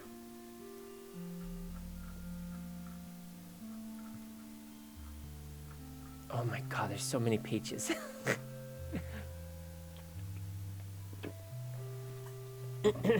Work which is traditionally undertaken by the Adeptus Minor as part of his or her grade work. By overloading the outer order students, the outer order are the initial orders, the beginning orders. So that's 0 to 4. And then 5 to 9 are the inner orders, which are like the masters, the elders. By overloading the outer order students with inner order work, a curious thing often happens. The student is overwhelmed and eventually drops out. Moreover, there is certainly ample order materials to be found which is suitable for the neophyte and elemental grades, without having to loot the inner order curriculum and deprive the Adeptus Minor of his or her proper grade work. I believe that what they're saying is that the neophyte is grade 0, and then the other grades up to 4 are elemental grades, so they each handle one element. It is not that we condemn such practices or that we wish to browbeat students into refraining from work that is beyond their grade, a phrase which often reeks of egotism and suggests that the teacher might be trying to conceal his or her own lack of knowledge. The point we are trying to make is that by adopting a second-order study work into the first-order curriculum, the student is no longer following the traditional teachings of the Golden Dawn in the manner in which they were intended to work. The first order of the Golden Dawn was and is a solid foundation where the student gathers the tools, building materials, and information necessary to 1. Receive an influx of divine light, 2. Establish an alignment upon the tree of life and correspondingly imprint the tree within the psyche, 3. Stabilize the unbalanced portions of the psyche through elemental equilibration, and 4. Create the groundwork and solid substructure necessary for further magical work in the adept grades. Teachings taken from the higher grades and given to outer order members often obscure the original goal of the Golden Dawn, that is, to carefully and steadily build a firm bedrock of knowledge that will ground the student and ensure that she or he will grow to be psychically balanced and knowledgeable adept, who is then fully capable of safely performing advanced elemental, planetary, zodiacal, and Sephirotic workings.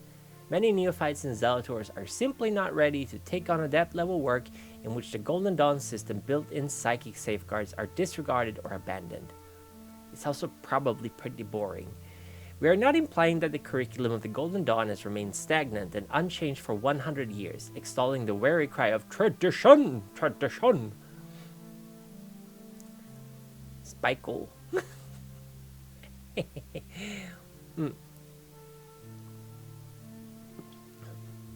So dabaikulable. We are not.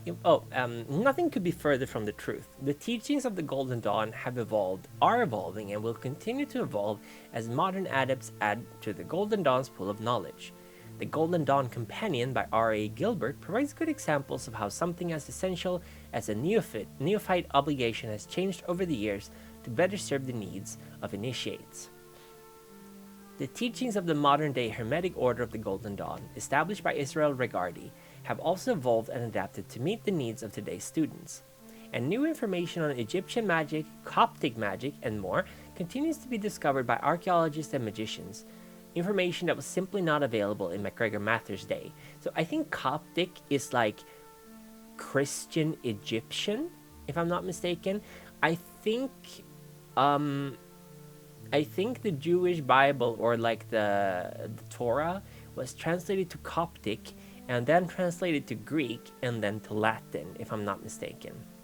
So Coptic is like Christian Egyptian writing, I think, or Egyptian Christian writing, or that language anyway, I think. One such modern change in Golden Dawn instructions is the teaching of geomancy in the earth grade of Zelator, rather than in the water grade of Practicus, where it was taught a century ago. Another change is the reintroduction of basic astrology into the outer order. The formal teaching of astrology was at one time dropped from the order, since it was then felt that the student could find ample information on the subject from sources outside the Golden Dawn. Although such reasoning is quite true, we have nonetheless seen fit to add this basic information back into the Outer Order curriculum, because it becomes all too easy for students to skip over information that they are not presented with up front. Oftentimes, students come into our order with previous knowledge of advanced ritual work from the back of Regardi's The Golden Dawn.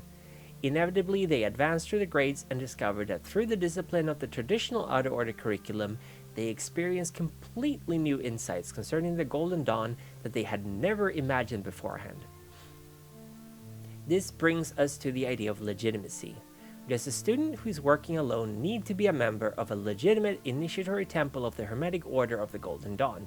The answer is no. Whether or not one is a member of an officially recognized temple has no bearings on his or her spiritual and magical growth. With the Golden Dawn's curriculum and most of its important papers already published, the tools for advancement into the Golden Dawn's current are already at the aspirant's fingertips. It is possible today for the student to become his or her own initiator. Any individual or group that claims sole ownership of the Hermetic tradition or claims to be the official Grand High Muckety Muck of the world is doing occult students a great disservice by blowing off a good deal of hot air. The same is true for anyone who claims to know magical secrets that can only be bought for a high price. The student needs to use discretion and put some measure of trust in his or her own latent spiritual abilities. Questions of the legitimacy or heredity of a magical group can in fact get in the way of spiritual progress if a student becomes more interested in buying or otherwise obtaining a magical merit badge from a recognized group rather than securing union with one's holy guardian angel. Holy guardian angel is another word for your higher self or your genius, which is like your divine spirit basically. Empty gestures and hollow proclamations of high degrees and titles mean little or nothing to one's own higher self. The intent and determination to achieve union with the divine is the only important consideration in advancing to the path of an initiate. And to do this, one need not be a member of any recognized magical group. What is a magical tradition or current? This is a concept which may hold different meanings for different people. Here we will refer to the current of the Golden Dawn as a specific stream of energy. Aw, it's okay, you can sleep if you want, don't worry about it. You're an adult, you can sleep whenever you want. Here we will refer to the current of the Golden Dawn as a specific stream of energy that has empowered the Western magical traditions since ancient times. This magical current has surfaced at various times and places in history, different magical groups with similar ideas, teachings, techniques, and goals. Good night, sleep well. As we have already stated, anyone can tap into this current by studying and applying oneself to magical work of the current. An egregore is a specialized aspect of a current. The word egregore comes from a Greek word meaning watcher. Whereas the current can be likened to a large river, the egregore, I think that's how you pronounce it, is like a small adjoining stream. The current is the raw power, somewhat of a blind force, compared to the egregore, which is a more interactive and personal force. When we speak of a group egregore, we are talking about the distinctive energy of a specific group of magicians who are working together. The single current can sustain several different group egregores. So we are forming an egregore together, you guys. We're egregoring. I'm gonna egregore. I'm egregoring so hard right now. And as indicated earlier, there are two forms of initiation, astral and physical. The first type occurs on the subtle planes of the astral and is not always perceived by the initiate until after the fact. Although she, I'm just gonna say she, can also sometimes be aware of it as it is occurring. This type of initiation is conferred upon a person directly by spiritual archetypes within the psyche. A physical initiation is just what it sounds like, an actual ceremony carried out by officers in a physical temple. Some might think that the astral initiation is the only kind that matters, the physical one being only an outward reflection of an inner process. This is simply not the case. A physical initiation. You've never egregored this hard. This is to go beyond egregoring. Ah! Oh, I'm gonna egregore. I'm gonna egregore. Oh my god, I'm egregoring. A physical initiation reaffirms the candidate's spiritual intent and will by the act of submitting him or herself to the process of the initiation ceremony. It is a physical proclamation to the manifest universe of one's desire to follow the path of an initiate of the mysteries. Depending upon the candidate, it is sometimes unlikely that an astral initiation would ever occur without the physical initiation and the skill of the participating initiator. What is clear, however, is that one form of initiation, astral or physical, almost always precedes or occurs simultaneously with the other form. Both are important. So it's not enough that you go to this fancy schmancy initiation ritual, you also gotta spiritually initiate yourself. You do that by stimulating your egregore daily. Don't forget to stimulate your egregore to prevent initiation cancer. I don't know. Any discussion of initiation into the Golden Dawn traditions must include a description of the various grades or levels of initiation. The grades of the Golden Dawn corresponds to the Sephiroth on the Kabbalistic Tree of Life. These grades are further divided into 3 separate groups known as the first, second, and third orders. The list of the grades from lowest to highest is as follows. Okay, so here's the actual order, the hierarchy of grades. Neophyte is 0 equals 0, and they don't have a Sephiroth. And then we go Zelator, the first, which is Malkuth, and Earth. Theoricus, which is second, or Yesod, an air. Yesod is a dream world, if you remember, Malkuth is the kingdom. Then we got Hod, intellect and reasoning and magic, which is the Practicus, 3rd degree, and water. Philosophus, 4th degree, is Netzach, and fire. It is the creative spark. It is the inspiration and passion. Then we have Adeptus Minor, is Tifareth, the beauty, the savior. Adeptus Major, grade 6, is Gebura, the avenging father, the violent father, the protective father. And Adeptus Exemptus, grade 7, is Chesed, the loving father. Then Magister Templii, no, that would be 2 eyes, is grade 8, and that's Binah, the creation given form. And then Magus, grade 9, is Chokhmah, pure creation, pure ideas, pure concepts. And then Ipsissimus, grade 10, is Kether, the crown, the highest imaginable divinity by man. So those are the grades. And I think this book goes all the way up to Philosophus, grade 4. So I don't know if there's a book for Adeptus Minor, and further on, there might be, but not in this one. The first order consists of the grades from Neophyte through Philosophus. The grade of Neophyte is a probationary period which is not assigned a Sephira on the Tree of Life. The grades from Zelator through Philosophus are known as the elemental grades and are each attributed... Zelator, isn't that like the units in StarCraft? For the Protoss? The Zelator. The grades from Zelator through Philosophus are known as the elemental grades and are each attributed to one of the 4 elements: fire, water, air, and earth. Advancement through the grades of the first or outer order is designed to convey to the student an understanding of the 4 elemental principles of nature. But more importantly, the student must learn to realize and balance these 4 elements as indispensable ingredients of his or her own psychological and spiritual makeup.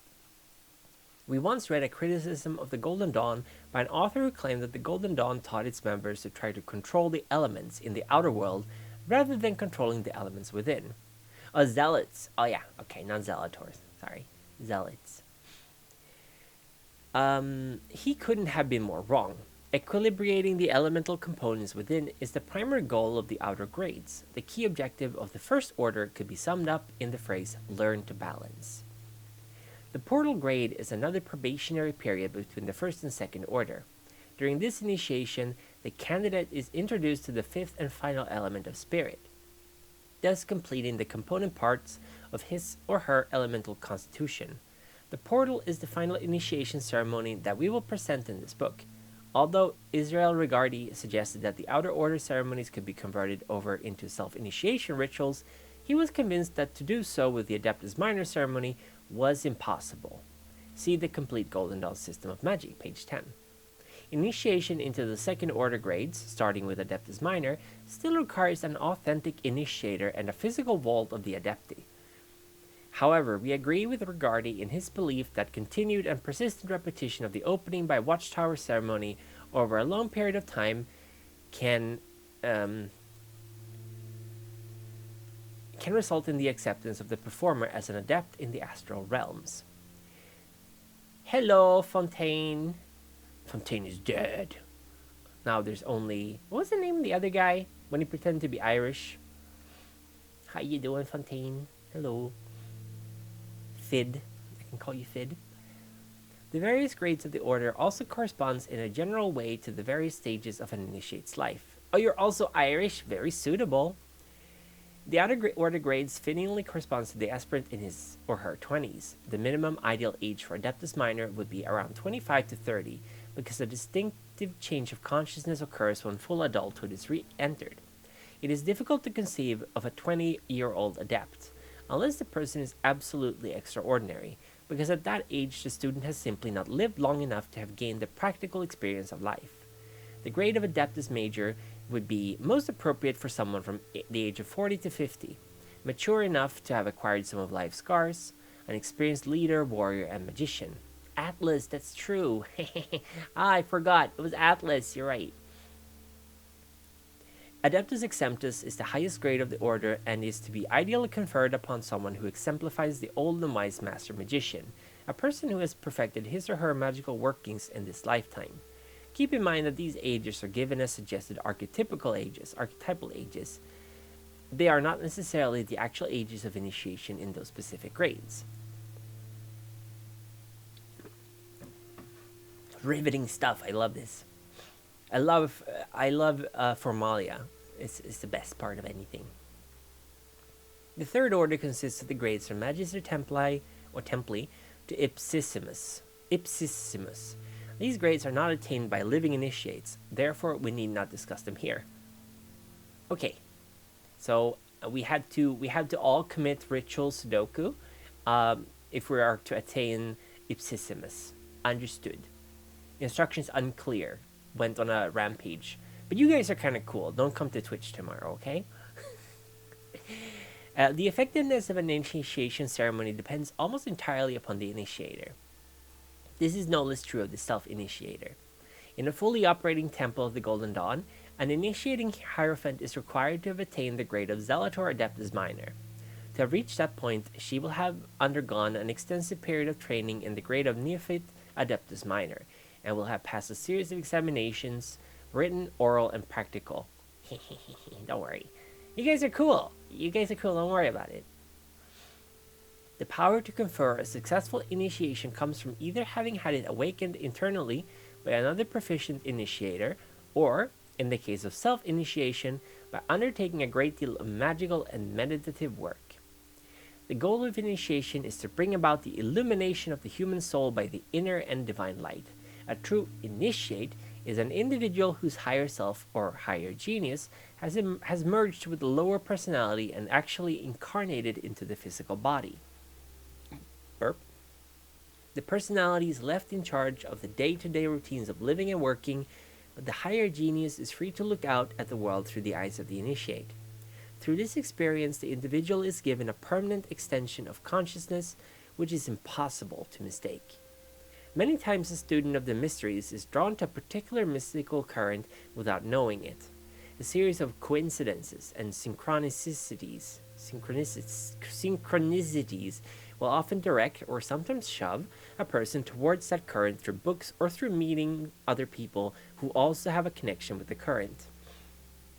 During this time, the student's psychic faculties are still relatively undeveloped, yet the inner spark has been ignited. However, a full initiation or dawning of the inner light is evident when the entire aura is illuminated. This book is basically saying that you're one of the chosen ones if you get pulled into this stuff. I would humbly disagree and say that that is filling someone with the idea that they're more important than other people, which can be harmful if you don't temper it properly.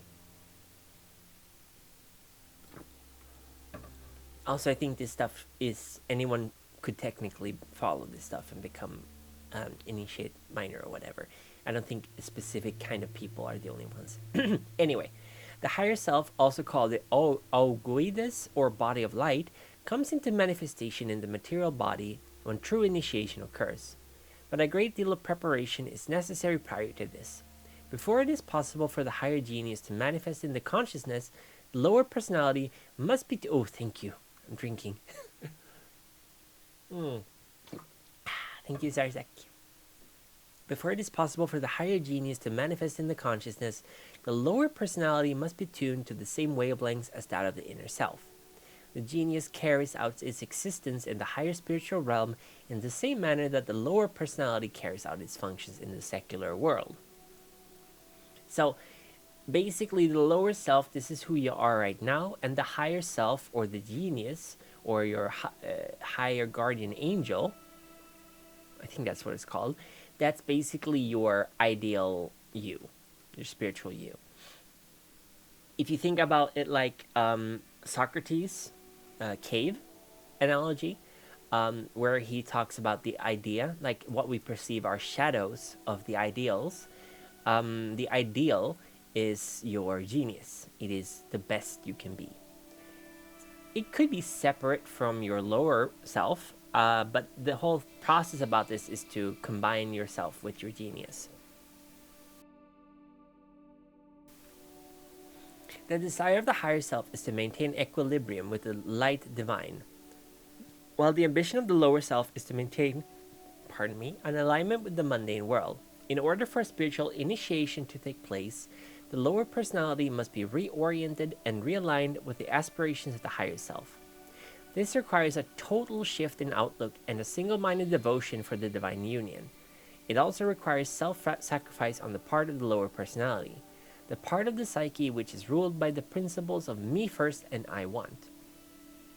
To the average secular person, sacrificing the needs of the lower personality seems foolish, but the submission of the lower to the higher divine self truly results in the attainment of something which is far more satisfying and durable than momentary wants and desires. The act of initiation is of prime importance to spiritual growth and personal evolution. As the personality is gradually taught through magical studies and moved into an alignment with the higher self through purification and ritual work, the divine light begins to permeate the aura, a sphere of sensation, of the individual. That's a term that's going to be reoccurring a lot, the sphere of sensation. It is essentially your aura. Yeah, I know. It is, I guess you could say it's like your sphere of awareness around you. Yeah, it's your aura. Don't believe in aura photographs. They're fake, by the way. Don't buy them. Don't buy stuff. Most of the time, you're just being tricked. This is what the AI has to go through before it can draw hands. Exactly. That's why they always give up. You can ask an AI to summarize all this. This is a really good trick. If you want to have something summarized to you easily, just go pretend that I'm 7 years old and explain this concept to me, and it does a really good job of doing that. So yeah, that's a little trick. The seed that an initiation plant within the soul of the magician is a perpetual one that will remain intact throughout many different incarnations, growing stronger as the person rediscovers his or her psychic abilities with each new life cycle. None of this mystical knowledge is ever lost when an initiate undergoes physical death. See? Guys, it's going to be fine. Don't worry. We will still retain our psychic powers when we Sudoku. It is recovered at the appropriate... We're not going to do that. I'm sorry. It is recovered at the appropriate time in the next incarnation, and the process of mystical growth continues from the point where it left off. So this here, what they're saying is very, very antithetical to Christianity. Christianity does not believe in reincarnation. You have one life, and when you're done living that life, thank you, Higa. Thank you so much. How are you? Thank you for the sub. Thank you. Oh my goodness. Thank you, Higa. How are you? Thank you. This is my outfit I wear when we're doing spiritual studies. Roguelike rules? Yeah, exactly. They're roguelike rules. Roguelite, actually, because we still retain some stuff before when we reincarnate. In roguelike, you don't. Or actually, maybe no. No, no. Oh, yeah, the higher self does. The higher self does. So it is a roguelike. Just like the player retains knowledge of the game, so does the higher self retain knowledge, even when we pass on. But yeah, this deviates from Christian dogma in that Christianity does not believe in reincarnation. But if you follow the Order of the Golden Dawn, then I guess reincarnation is a thing. Probably inspired by Buddhism or Hinduism. Spiritual evolution can take many life cycles to fully complete. The ultimate goal of an initiate undergoing this progression lifetime after lifetime is total and perfect union with the divine self, which frees him or her from the karmic Hinduism, from the karmic wheel and the need to incarnate further into a physical body. At this pinnacle of spiritual attainment, the initiate has the choice of remaining in the glory of the Godhead or returning to physical form in order to teach and help other initiates who are less evolved. Good question. This is literally becoming a bodhisattva. This is lifted wholesale from Hinduism or Buddhism, actually, I guess. So Aleister Crowley, he was in the Order of the Golden Dawn, and his teachings, the Thelema, is very similar to this. It is considered Western esoteric teachings as well, but he became a persona non grata in the Golden Dawn because he published all the rituals. He basically had all the ritual texts that were secret, and he published them. He printed them and published them. So he was kicked out, but partly because of that, this book exists. Because Israel Regardi, who's they mentioned several times in this book, he was a student of Crowley and his personal secretary, and he carried on working with the Golden Dawn. And his goal was to make it more accessible to people and to try to rid the order of all the like infighting and all the like posturing and stuff, because a lot of people who do magic like this stuff, they tend to be pretty narcissistic and pretty mean-spirited. So that was an attempt to like he wanted to make it more focused on the spiritual journey. That's why this self-initiation stuff is written, because this should be available accessed by everyone. It shouldn't be like, oh, you're not good enough to become bodhisattva or whatever. Everyone should have the means to do that if they wish. I really vibe with that, which is why I like reading from this book. But yeah, this is lifted wholesale from Buddhism. You attain nirvana and become a Buddha or a bodhisattva, and then you can either remain in the glory of the Godhead, essentially apotheosis, becoming one with God, or becoming God, depending on how you look at it, or coming back to Earth, I guess, and help others reach that point. Spiritual growth is an essential step in human evolution. In the not-so-distant past, animal species that failed to evolve in order to meet the challenges of a changing environment died out. Humanity, too, needs to evolve in order to confront the difficult challenges of a world which is experiencing great ecological threats, a skyrocketing population explosion, and rampant violence committed against human beings in the name of race, religion, and resources. As the primary cause of all these problems, it is humanity's obligation to evolve spiritually and wisely in order to correct them. If we as a species fail to evolve in this fashion, then we truly run the risk of extinction. And it's a bit off topic, but it's kind of interesting Christian mysticism like the Calais and Rasputin. It's cool. Yeah, that's not off topic. That's really interesting too. I think I don't know a lot about Christian mysticism in that sense. I was raised Protestant and not even practicing Protestant. My family was pretty anti-religion.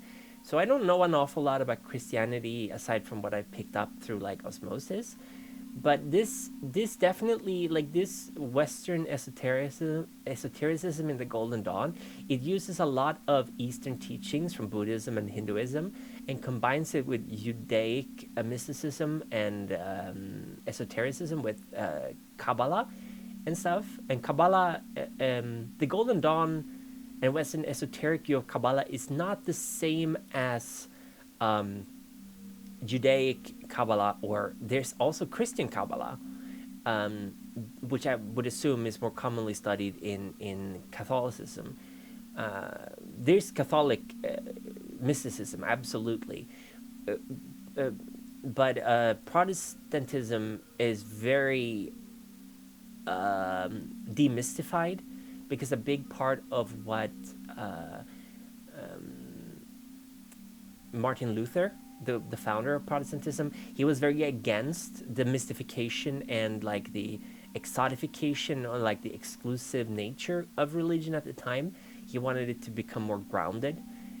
So amongst other things, so he took away a lot of the mysticism of Christianity at the time and made it more palatable by the common people. But yeah, this studying this, I can really recommend the Mystical Kabbalah by Dion Fortune, who she was also. I don't know if she was a student of Thelema, of Crowley, but she does a really like very to the point explanation of the Kabbalah. And then Israel Regardie also, he's I think he was ethnically and religiously Jewish, and he also did a lot of stuff on the Kabbalah, the Garden of Pomegranates and stuff. But yeah, absolutely. And if you find anything interesting, let me know, because I would love to learn more about it. I really I dig a lot of stuff about Catholicism. I think it's a lot cooler than Protestantism, but I don't know a lot about it. But yeah, this would absolutely be considered. I would say the unification with the Godhead, definitely out there, possibly quasi heretical for the Catholic Church. I know the Catholic Church doesn't allow people to be Freemasons, and Freemason teachings, as far as I'm aware, are sort of aligned with this, kind of. I know that the Golden Dawn was founded by Freemasons to practice magic. I don't know if they did any magical practice in the Freemasons, but Freemasonry is sort of aligned with Jewish. What is it called? Not the Talmud. Is it the Talmud? Yeah, the Talmud, where they like discuss the Torah. The Talmud is like a living document, if I'm using the right word, where rabbis are basically analyzing the words of God and being like interpreting it, which is no in Catholicism. You're not allowed to interpret the word of God, and and Freemasonry is kind of aligned with that, I think, which means that the Catholic Church don't like them, so they're kind of banned. But you wouldn't be a model Catholic. That's fine.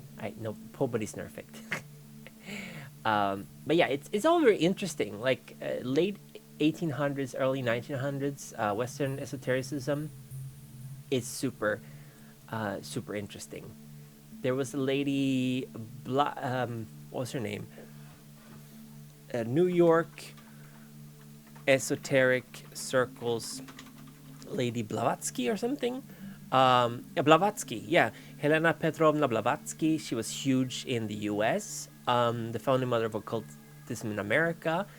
And then you have Hilma af Klint. Oh, she's done some really beautiful stuff. She was a Swedish occultist. I actually grew up pretty close to her gallery.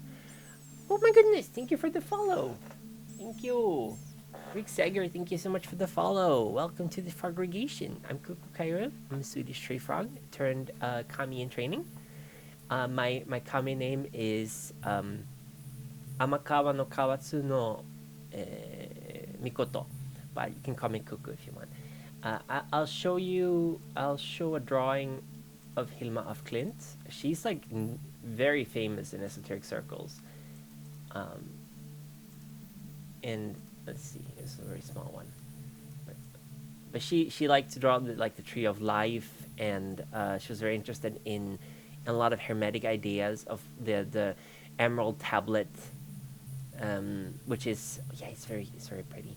The emerald tablet is where the origin of as above, so below, as within, so without. The emerald tablet is, I believe, a fundamental part of the teachings of Hermeticism. And the whole statement, as above, so below, it is essentially saying that the world replicates itself endlessly into larger and larger universe. It's like within every seed there is a tree, and within every tree within a seed there is another seed. So all of life, all of the universe can be contained in a single seed, basically. It's a really interesting way of looking at it. Sorry, I keep rambling off. I find this stuff really interesting. And it helps, yeah, fractalism, exactly, fractals. I love fractals. I'm actually, my interest in the occult and the esoteric started with videos on fractals on YouTube. I got so into them that I was like, ooh, this is cool. And I started reading up on the Emerald Tablet and stuff. And I think also, I'm not entirely sure, but I think also the Rosicrucians sort of had this stuff too with the Emerald Tablet. I'm not entirely sure. I haven't read up a lot about them, but this helps me a lot with like understanding and processing what I'm learning. I'm also reading on my free time about Egyptian gods and that mythology, and how like the idea is that Isis and Nephthys was the wife of Set and the sister of Set, and Isis was the wife of Osiris, who was also the brother of Nephthys and Set. And Osiris was slain by Set, and Nephthys helped Isis to find his body and to put it together after it got dismembered. And Nephthys is like the dark side of Isis. She's like the corruption and the decay and the passive to Isis' positive. And Isis is like the seed. She symbolizes harvest. Osiris symbolizes agriculture, sort of, and he was also the god of the dead. And it's believed that he's the god of the dead. He's depicted with like ears of corn growing out of him, because, of course, dead goes into the ground, it is destroyed, and from it grows new life. So he became the king of the Duat, which I think is the realm of the dead, because he was the harvest god as well. And he was sort of symbolic with the Nile, because the Nile flooded, which made it very fertile, which was like the one place where you could sort of live in ancient Egypt. It's all very interesting stuff. Anubis is the son of Nephthys and could be the son of either Set or Osiris. It's not entirely sure, but if it's Osiris's kid, then Nephthys was she was cheating on Set with Osiris. Interesting stuff. Anyway, as the primary cause of all these problems is super cool. Yes, thank you. It's really interesting. It's very hard to know where to start. I would actually recommend I've been using OpenAI or ChatGPT.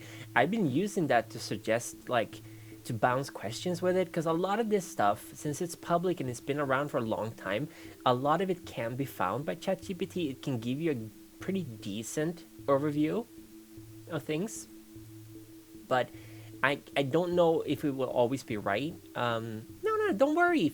Don't worry. I think this is really good. I'd rather have a discussion than just reading from nothing. No, you're not allowed to sniff my hair. My hair is super long. Actually, I should not be having my kami. I'm just a Miko right now. Okay, I'm gonna drink. Thank you.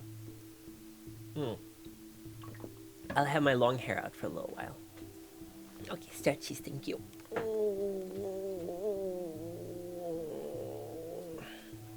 But yeah, if you're on my Discord, this book is available in the room called Temp Files. It's been there since May. because that's when I was supposed to start reading these. Thank you for the stretchies and the drink. Um, it's a very, very thick book. I'm thinking we'll go through it slowly, maybe once a month or something. And I'll just read from it and talk a little bit about this kind of stuff. And I'd rather this be a general discussion of occult stuff rather than just me reading the entire book. We can read the book on our own too. I don't have a deadline. One chapter per month, that's gonna be very long. But I'd rather people ask me questions or bounce things with me, because I think that's a really good way of learning about this stuff. Because you can always read on your own, but I think a big part of learning is to talk and discuss it with others. So this is definitely helping my studies as well. So that's actually why I wanted to do it. I wanted a good excuse to read this stuff and sort of process it into words. These 6 chapters per month. No! That would take a million billion years. Okay, I'm gonna go back to reading, but don't be afraid to ask me stuff or something. That's okay. But yeah, I really vibe with this, that we are the primary cause of all our problems, and we commit violence against other humans because of race, religion, or resources, and we have to correct them. And I do low-key think that we have been neglecting our spiritual growth a lot. And I know spiritual is like a really vague word, but you can just call it emotional, empathetical, our human connection with each other. Like, I think it's, imagine considering those things as people. I think it's really important that we work on ourselves, because I think we're currently living in a super individualistic, super capitalistic world. I'm not saying that's necessarily bad, but I do think that we've been neglecting our emotional growth and tried to compensate it with our satisfying our physical needs. And if you know Maslow's pyramid of needs, then once we've satisfied all our physical needs, then we start getting emotional, spiritual needs, self-fulfillment, family, relationships. All of these things have been suffering a lot in the current way we're living. And I think I think a lot of people are also turning towards spiritualism and religion again, because we feel like we're missing this stuff. We tried a wonderful reason to shout out some very important aspects of life. Yes. And those two don't have to be mutually exclusive. I don't think there's anything wrong in believing in God and also believing in science. Science could just as well be the way of explaining how things were created, but it doesn't explain why things are what they are. It doesn't tell us physics are this way because they are this way. They just say this is how physics are. So I think faith is fine, but I don't think pushing it on others, and I don't think waging war for faith is good. I think it's stupid. But I think a lot of the conflicts waged because of religion isn't actually about religion. Oh, thank you, Human Error. Came and got their Glock, and now they throw rocks to each other. Yes, we got our Glocks. But yeah, I think all conflict essentially boils down to resources, race, or religion, but it's about power. And most of the time, the normal people get squished in between. One part of Catholicism I really enjoy is the notion that if something can be scientifically proven, then it is true and doesn't get cut out. Yeah, I think that's really a really good way of looking at it. Like, the thing with the Bible and a lot of holy scriptures and texts, it was written by humans. It may be the words of God, but it is through the hands of humans, regardless how you look at it. Wait, hold on. And I think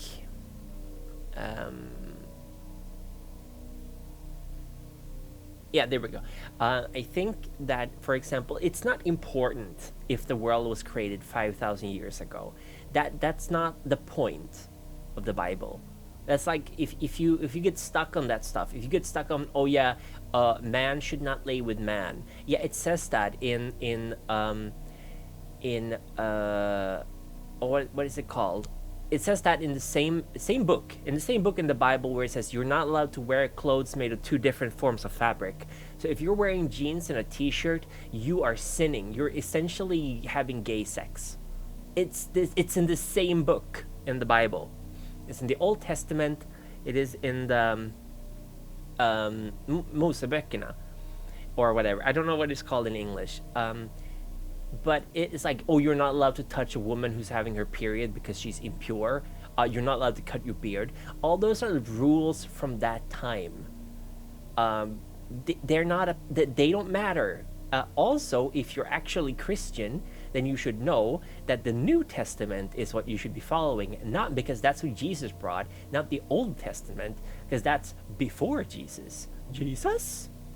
He died for your sins, not so you could throw rocks at someone who's wearing t-shirt and jeans. But yeah, it's really weird how people cherry pick parts of the Bible and be like, this is in the Bible, so it must be true. Okay, yeah, so if you look at a city full of sin while it gets exploded by God, you turn into a pillar of salt. Yeah, no. That's not the important part of it. Oh, yeah, that's right. You have Alice emojis. I love Alice. Alice is so cool. Yeah, sorry for the ranting, but that's like 5 books of Moses. Yeah, the Mosaic laws. Yes, and they are important parts of the Bible because they are very old, the Torah. But like, even practicing Jews don't follow all those rules because they're dumb, or they find loopholes to them. Did you know that if you are an Orthodox Jew, I think it's Orthodox Jew, if you're a woman, you are not allowed to show your hair in public, just like in Islam. Just not even all Islam, by the way. Some schools of Islam, you're not allowed to show your hair in public. Do you know the solution? Do you know what they do? They buy wigs that look like their hair. I really like that about Judaism. It's all about finding loopholes and be like, yeah, well, God said you're not allowed to show your hair, but I can show someone else's hair. Or like how they put a fishing line all around Manhattan in New York, and like every week it's checked by a rabbi. And since they put a fishing line around Manhattan, technically all of Manhattan is indoors. So during the Shabbat or Sabbat, they are allowed to walk their dogs and make food and even go outside because they're still technically inside because they're inside the fishing line. It's really funny. I think it's clever. Judaism was one of the first religions to get rid of capital punishment because they found a bunch of loopholes to it. So on the one hand, like, it's kind of weird that you got to find loopholes to it, but on the other, it means that they're critically looking at the religious text and being like, okay, this is what it says, but do we understand it? Is this what was intended with this scripture? So I think that's a healthy way of looking at it and be like, okay, well, this is very problematic in the world we live in. We can't do this anymore. I can't not wear jeans and t-shirt. It's like part of my personality. What did God mean by this exactly? My whole thing, I'm like the Fonz. I have jeans and t-shirt. If I'm a practicing Jew, I can't wear this. He was probably Jewish. Then obviously that's not what God meant. Probably. So it's a good way of looking at it, I think.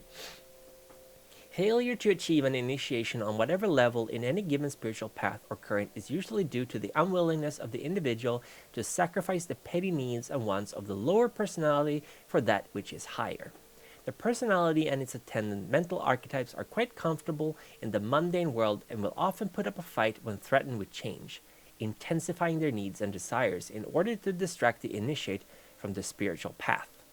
The higher powers who keep guard over certain magical currents can also place obstacles, both mental and physical, directly in the path of the student, not merely to discourage, but to test the mettle of the would-be initiate. In a materialistic society, the pocketbook of the student is a favorite target of these guardians. Those students who quickly crumble under the weight of such deterrents will inevitably fail, while those who bear the burden with tenacity and fortitude will triumph in the end. Indolence can play a role here as well, for the work of an initiate is not easy and requires much dedication and perseverance. Yeah, there were law and guidebooks, yes. Definitely, like, even if you go an eye for an eye, tooth for a tooth, that is in the Bible. But it's in the Bible, it's also treat others like you want to be treated. Love your neighbor. You came to me when I was. You visited me when I was in prison. Here we go. This quote from Matthew 25:36 I think is really, really good. Let me find Matthew 25:36. Matthew 25:36. I'm going to read a little bit of the New Testament. So yeah, we're going to be reading the Bible here, y'all. Matthew 25.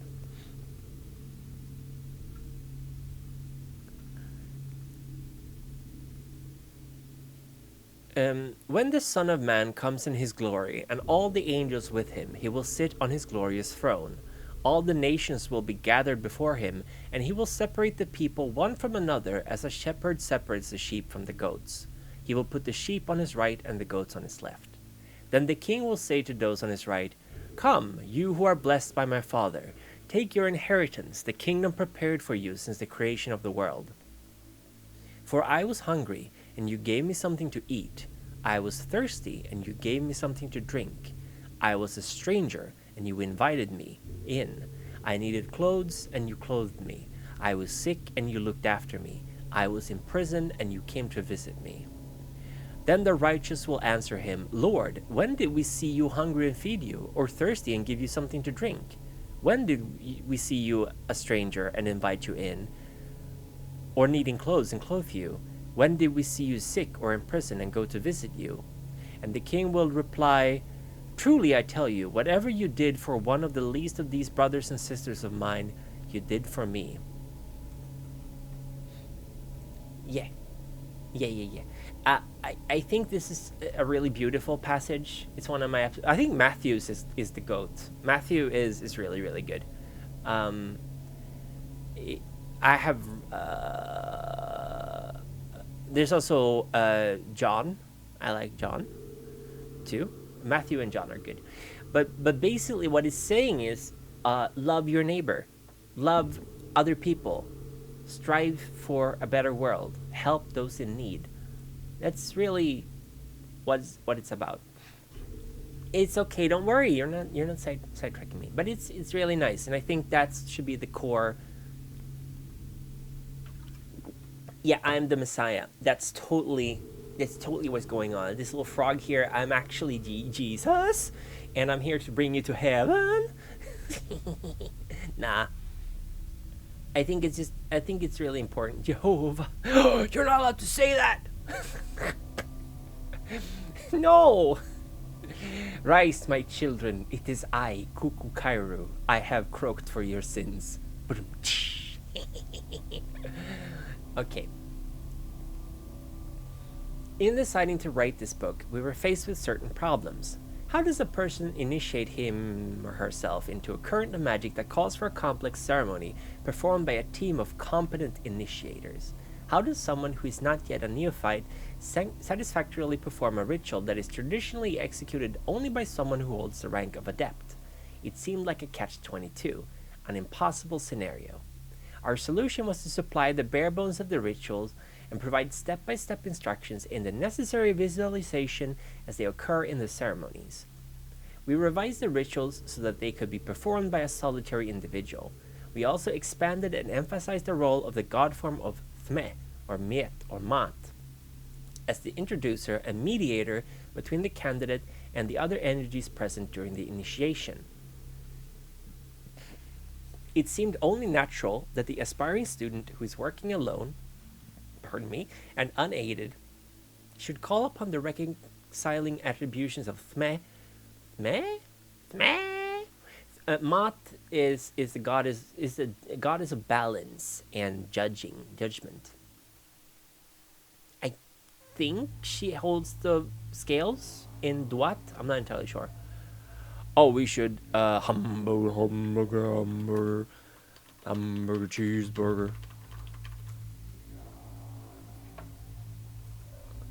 Hamburger.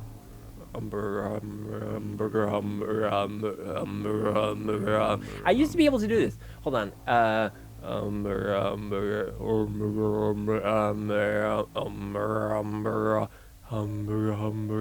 was able to do this before. Hamburger,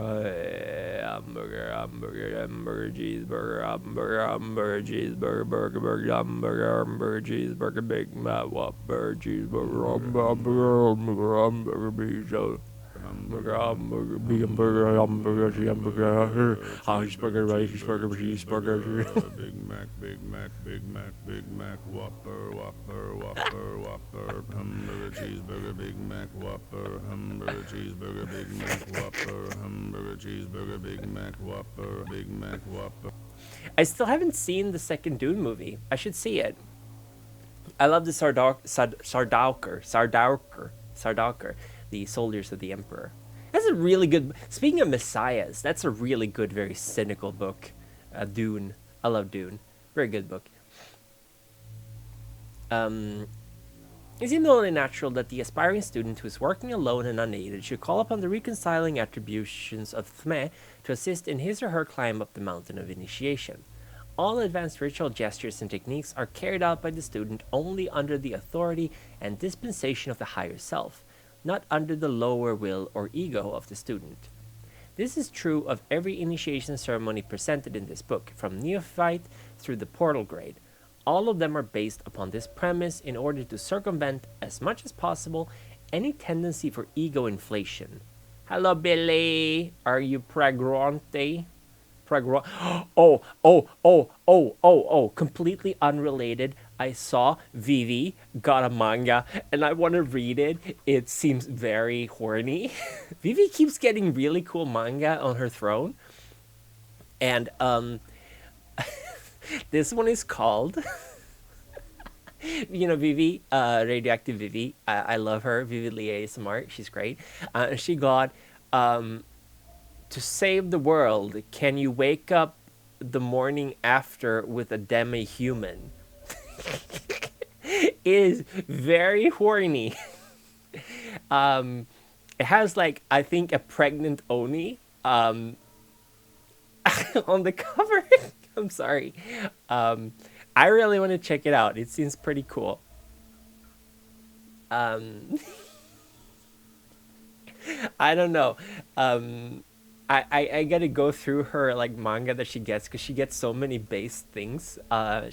Vivi has streams where she sniffs anime smells. She orders smells from Japan, and she just sniffs them. And I think she is everything I aspire to be.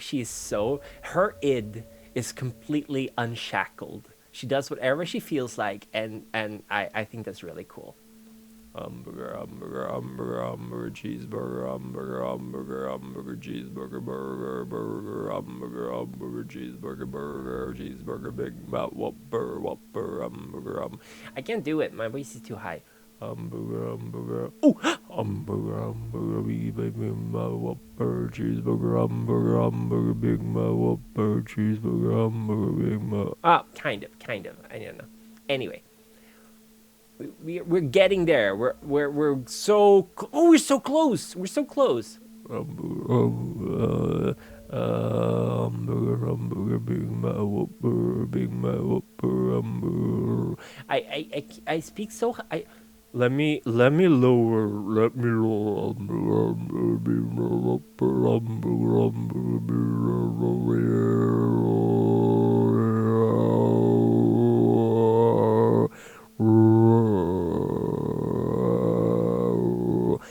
It's hard. It's hard. My desert, my Arrakis, My Dune. Oh, it's such a good movie. It's such a good book.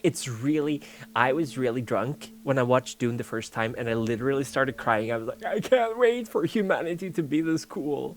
Like them going through that weird spaceship portal wormhole thing. I was like, oh my God, this is so cool. And I love how they don't hold your hand. They don't tell you anything. They just show you.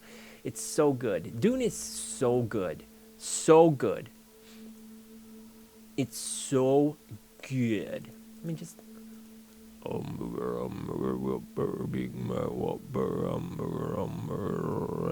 You should watch it. It's on Max, HBO Max. I need to watch the second one. Okay. Anyway, here we go. Prior to any self-initiation, wait, hold on. All of them are based upon this premise in order to circumvent as much as possible any tendency for ego inflation, a primary scourge of many an unvigilant magician. Prior to any self-initiation, a dialogue must be established between the student and the god form of Shme, in order to set up a conscious link between I'm just going to say Mat, between the candidate as the lower personality and the goddess of truth as the higher self. A series of meditations for establishing this communication is given at the end of this introduction. In designing these rituals, we have tried as much as possible to give the student an initiatory experience that is as complete and fulfilling as any bestowed by an initiating team. We have chosen to retain certain long speeches in the elemental grade ceremonies due to the fact that reading them aloud ensures that the student will focus on them and not simply skim over them. One of the things that Israel Regardie was adamant about was that this occult student should seek out a course of psychotherapy as a safeguard against the inflation of the ego and other problems that might possibly crop up as a result of the increased activation of the psyche through magical training. We also... Yeah, you just gotta wait another 8,000 years. I intend to live forever. Yeah, do away with all the computers. Yeah, the Butlerian Jihad. We had to get rid of all the computers. They're evil AI. It's crazy how much 40K stole from Dune. In a good way. I think they did it well. I think 40K mastered the art of stealing. The solitary student is particularly at disadvantage here, not having a group of temple mates to consult if problems arise. Therefore, we have liberally selected several good psychology books for suggested readings in each grade of this course. We have already stated that the magic is a spiritual science. The curriculum of the Golden Dawn represents, if you will, the academic program of one of the most highly acclaimed universities of that science. By the time a student reaches the end of the portal grade in this course, she will have committed to memory the basics of Kabbalah, astrology, and spiritual alchemy. The student will also know how to construct a natal or horary astrology chart, performing divinations by geomancy and tarot. Geomancy and tarot, and understanding the fundamental techniques of ritual, including vibration, visualization, scrying, and assumption of god forms. That's a lot. That's pretty cool. Let me zoom in. Yeah, I mean, they have very simple AI. I think they don't have unshackled AIs in 40K. They have shackled, simpler AIs, and they definitely don't have the abhorrent intelligence that they're scared of, I think. Regardie's The Golden Dawn, although an excellent source book which contains much of the Order's teachings, is often too complex and overpowering for beginning students. All of the Golden Dawn's traditional knowledge lectures for the First Order are given here, expanded upon in a format designed to increase the student's comprehension of them. The knowledge lectures are not to be merely dismissed offhand as dry intellectual information. Study work is the foundation of the hermetic science of magic. Just as surgeons cannot be expected to perform an operation without having committed to memory the rudiments of medical knowledge, so too the magician cannot expect to perform an effective ceremony without understanding the fundamentals of magic. In this book, we have also incorporated much basic astrological and alchemical information in the knowledge lectures that is unavailable in Regardie's The Golden Dawn. In actual Golden Dawn temples, examinations are given to initiates before they can advance to the next grade. Here we have provided quizzes on the knowledge lectures and other materials so that the student can test him or herself at a convenient pace. In addition, extensive ritual and meditative work is provided for each grade. In Chapter 1, the reader will find a ritual detailing self-initiation into the grade of neophyte, in addition to grade work and examinations suitable to the 0 degrees equals 0 square. Chapter 2, 3, 4, and 5 cover the elemental grades from Zalator through Philosophus. Chapter 6 focuses on ritual and study work for the portal grade, the apex of this course. We suggest that the student who elects to assume the route of self-initiation first read the material at the beginning of the chapter appropriate to the grade about to be entered. Then the performance of the initiation ceremony can be undertaken. This ritual may be performed more than one time, since proficiency will increase with practice, and proficiency is, after all, what will determine the effectiveness of the initiation. After that, the knowledge lectures must be put to memory. A certain amount of time must be spent in each grade in order to absorb both the written knowledge as well as the initiation. This is especially important for the solitary student who, without the support of an official temple and the help of peers, may have a tendency to rush through all the work presented here in a ridiculously short period of time. Any reader thus disposed must remember that the process of spiritual growth is not a race, and it cannot be accomplished in a matter of weeks or months, but rather in terms of years and lifetimes, so don't be a racist. Keep in mind the old axiom of solvitur ambulando, solve your problems as you proceed. One does not have to rush through in order to prove one's intelligence or spiritual prowess. Because of this tendency to hurry through the grades, we recommend that solitary students in particular spend sufficient time in the various grades in order to fully assimilate the effects of each initiation. We suggest that the student of this course spend approximately 4 months as a probationer prior to any attempt at self-initiation into the neophyte grade. The student should take this time to prepare for an initiation by practicing the meditations and exercises given at the end of the introduction. 6 months should be spent in the grade of neophyte, and 6 months in each of the grades from Zalator through Practicus. 7 months should be spent in the Philosophus grade, while the duration of the portal grade should be 9 to 12 months. Ceremonial work provided in each grade is to be performed daily, though sometimes weekly depending upon the ritual. Finally, the student can test his or her knowledge with the quizzes provided. Although the main focus of this book is on the solitary practitioner, there is no reason why two people cannot undertake the same course of study and progress together. You and me. It is certainly easier for two people to study the knowledge lecture material and quiz each other. However, each person must spend the probation period separately while establishing his or her own dialogue with the god form of Maat.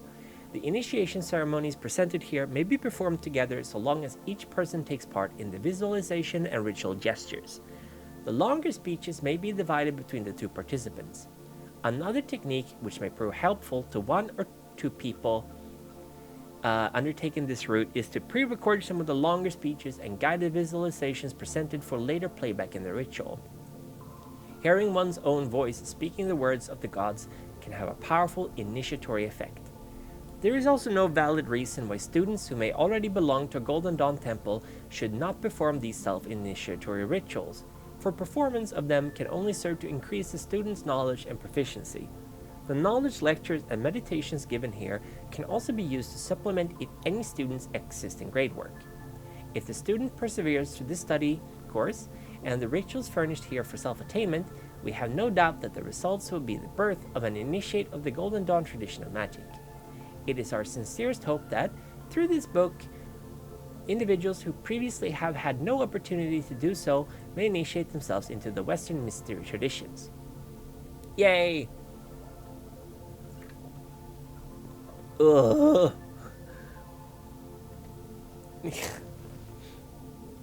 Wow.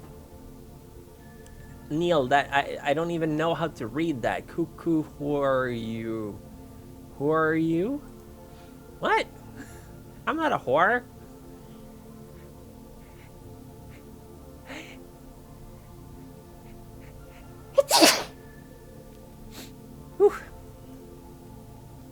Ooh, this is a lot of work. I feel like, hold on. How many pages is this? Thank you. Thank you. Thank you for the bless you. I got so many bitches, yo. I've got so many bitches. I feel like we could probably do... this is a lot.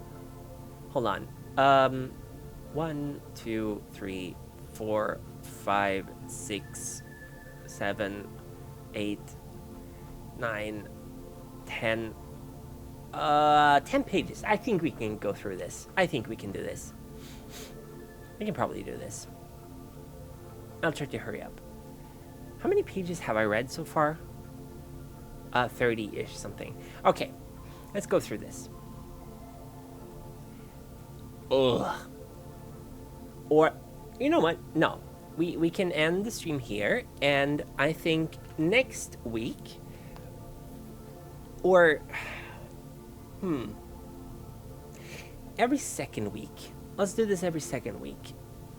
Or, no, let's go for another half hour. Another half hour. If we're not done by then we're not done. Okay? Preliminary meditative work.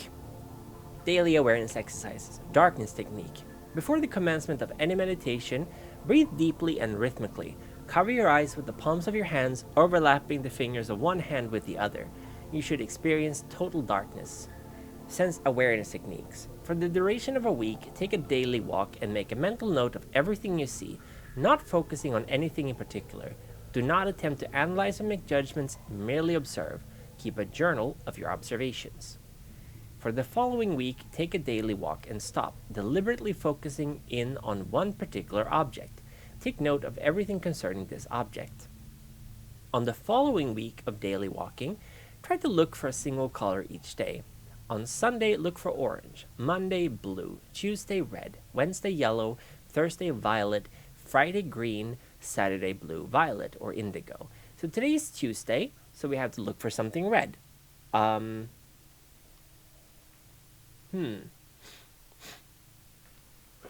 me correct my camera a little bit. Hold on.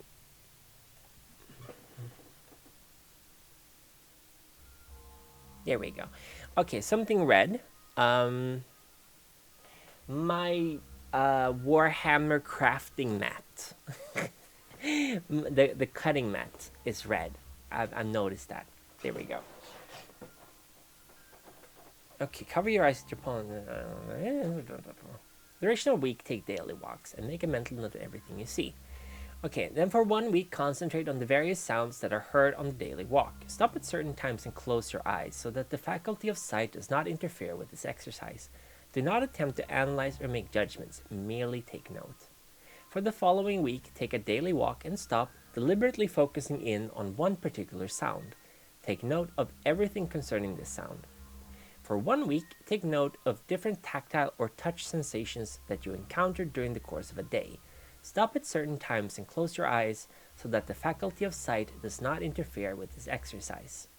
For 1 week, take note of every taste that you encounter during the course of a day. Stop at certain times and close your eyes so that the faculty of sight does not interfere with your sense of taste.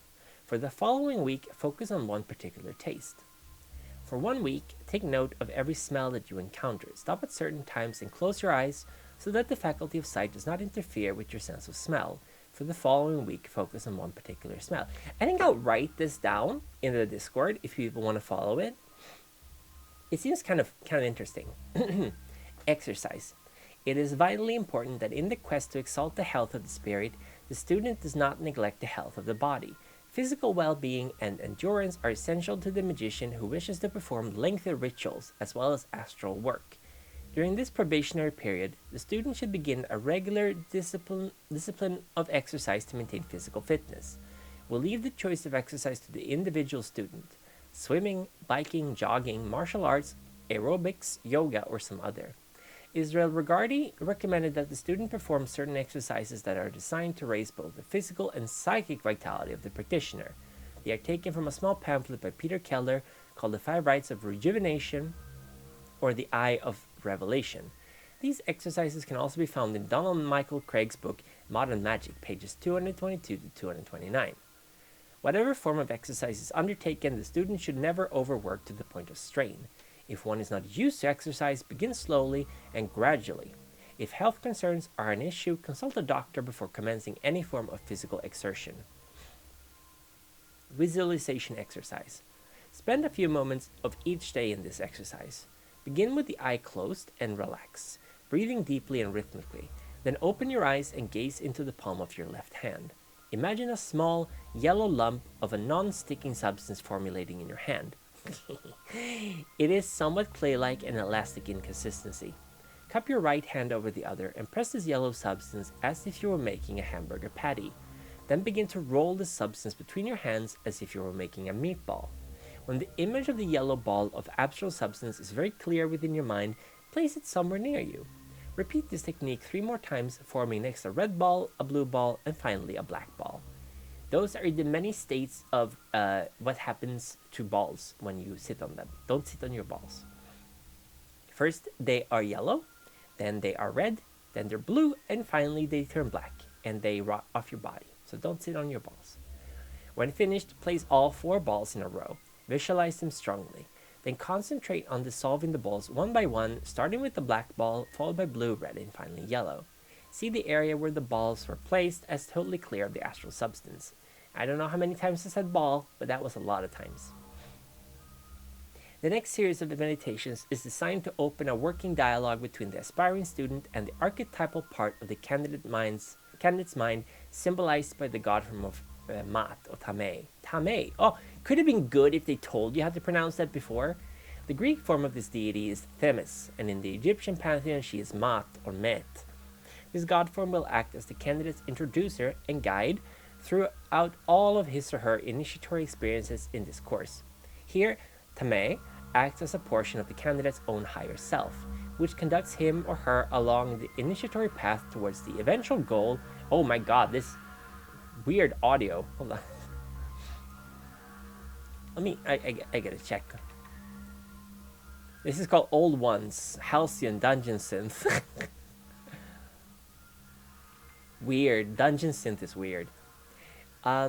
Which conducts... Oh, you're going ham? Yeah, it's like, yeah, I'm about to break it out. We suggest that the student perform these meditations daily for a period of 4 months prior to self-initiation into the neophyte grade. Meditation 1 is recommended for the first month, Meditation 2 is suggested for the second month, and Meditation 3 is to be performed during the remaining 2 months before initiation. If, after 4 months, the student still does not feel in touch with the God form, the entire series of meditations should be repeated for 3 additional months prior to self-initiation. We should stress that at this early stage of development, the student is not asked to assume the God form of Mat or Tameh or any other God forms. Assumption of God forms is not taught until much later in this course. The aspirant needs to concentrate instead on visualizing and becoming comfortable with the God form. A one-on-one dialogue with the God form is encouraged, but do not attempt to let the God form control your words or actions. If the God form makes demands, asks you to do something against your will, or simply gives you information which you know to be false, then you probably are not in dialogue with Tameh or your higher self. You are more than likely in touch with some lesser archetype that is playing games with you. In that case, banish the figure, unless it's cuckoo, and start over. Certain names or words of power, when properly vibrated or intoned, attract certain energies which are associated with them. A technique known as the vibratory formula is a method by which divine names and words are spoken forcefully and with authority in a vibration. The student should first imagine a glowing white light above the head and then visualize this light descending to the level of the heart. The letters of the name to be vibrated should be imagined in white within the heart center. Then the name is slowly pronounced so that the sound vibrates through the chest cavity and is felt throughout the entire body. The student should imagine that the sound reaches into every corner of the universe. The vibratory formula of pronouncing names normally produces a slight sense of fatigue combined with exhilaration if performed correctly. Note, only divine or angelic names are to be vibrated in this fashion. So I can't vibrate my own name?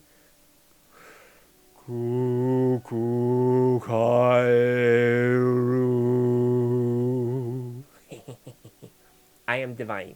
I am Messiah. First month, Meditation 1, Themis. Take a ritual bath and perform a ritual relaxation. Be seated comfortably in your temple space, bedroom, or any other area where quiet and solitude may be maintained. Light a yellow candle in the center of your temple space. Burn incense or scented oil, preferably frankincense or cinnamon. Hitachi Heihachi.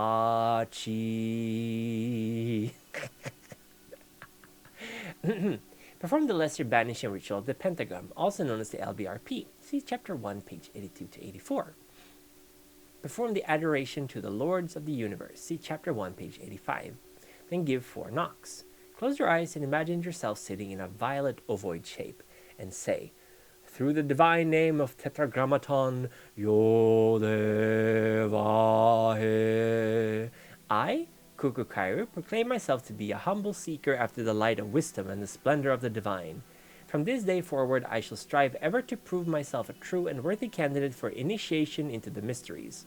To this end, I seek the guidance of the goddess Themis, that she might reveal herself to me and intercede on my behalf before the guardians of the sacred knowledge. Again, give... Oh, Hitachi! Oh, you mean like a vibrator? Oh my god. You naughty. No, I... It took a while for... No. Dirty. Again, give the battery of 4 knocks. Intone the name of the goddess Themis a number of times. As you do, the violet ovoid shape surrounding you changes to brilliant yellow. Visualize the form of a tall goddess standing before you. Big lady. She has short dark hair and dark eyes. Imagine this figure in flowing white Greek robes trimmed with yellow and violet. Her features are austere and her expression denotes seriousness. In her left hand she holds a pair of scales. In her right hand she holds a golden chalice. Visualize strongly the form before you say, O thou radiant goddess of wisdom and oracles, Themis, thou whose name means the steadfast one, thou incorruptible one who defendeth those who are just, thou who presideth over the feast of the gods on Olympus, revealer of laws, Themis, thou who art the collective conscious and the keeper of order, thou who art called the lady of justice and the protectress, Soteira Eubolos, thou who gives good counsel and advice, interpreter of the will of the gods, let thine oracle portray me in a favorable light. Thou goddess of the scales, see thou that my heart is true, and that I am indeed a true seeker after the stone. Defend me as thou wouldst defend all worthy aspirants on the path of wisdom. Speak on my behalf before the assembly of the gods. Counsel and guide me in my quest for the light divine. This I ask in the name of the ineffable one. Visualize the form strongly. See it breathe with life. The goddess places her scales over your body, the 2 halves of the scales balancing from your right shoulder to your left shoulder. The scales are absorbed into your body, into your shoulders and arms, merging into the flesh. The balance point of the scales is absorbed into your heart center, becoming one with it. You feel strengthened by this blending. The goddess Themis then hands you the golden chalice of nectar to drink from. The cum chalice. You taste its pure sweet essence. A sensation of warm white light washes over you. The drink invigorates you and leaves you with a feeling of calm and balance. Meditate for a few moments on the god form of Themis before allowing her to fade gently from your sphere of awareness. Slowly dissolve the yellow ovoid surrounding you. When you are ready, perform the adoration to the Lord of the Universe, followed by the battery of 4 knocks and the lesser banishing ritual of the pentagram. Keep a written record of any impressions or insights gained during the meditation. I think we're going to skip the second and third meditations, because those are for later. Wait, hold on. Third and fourth month meditation to May. Okay.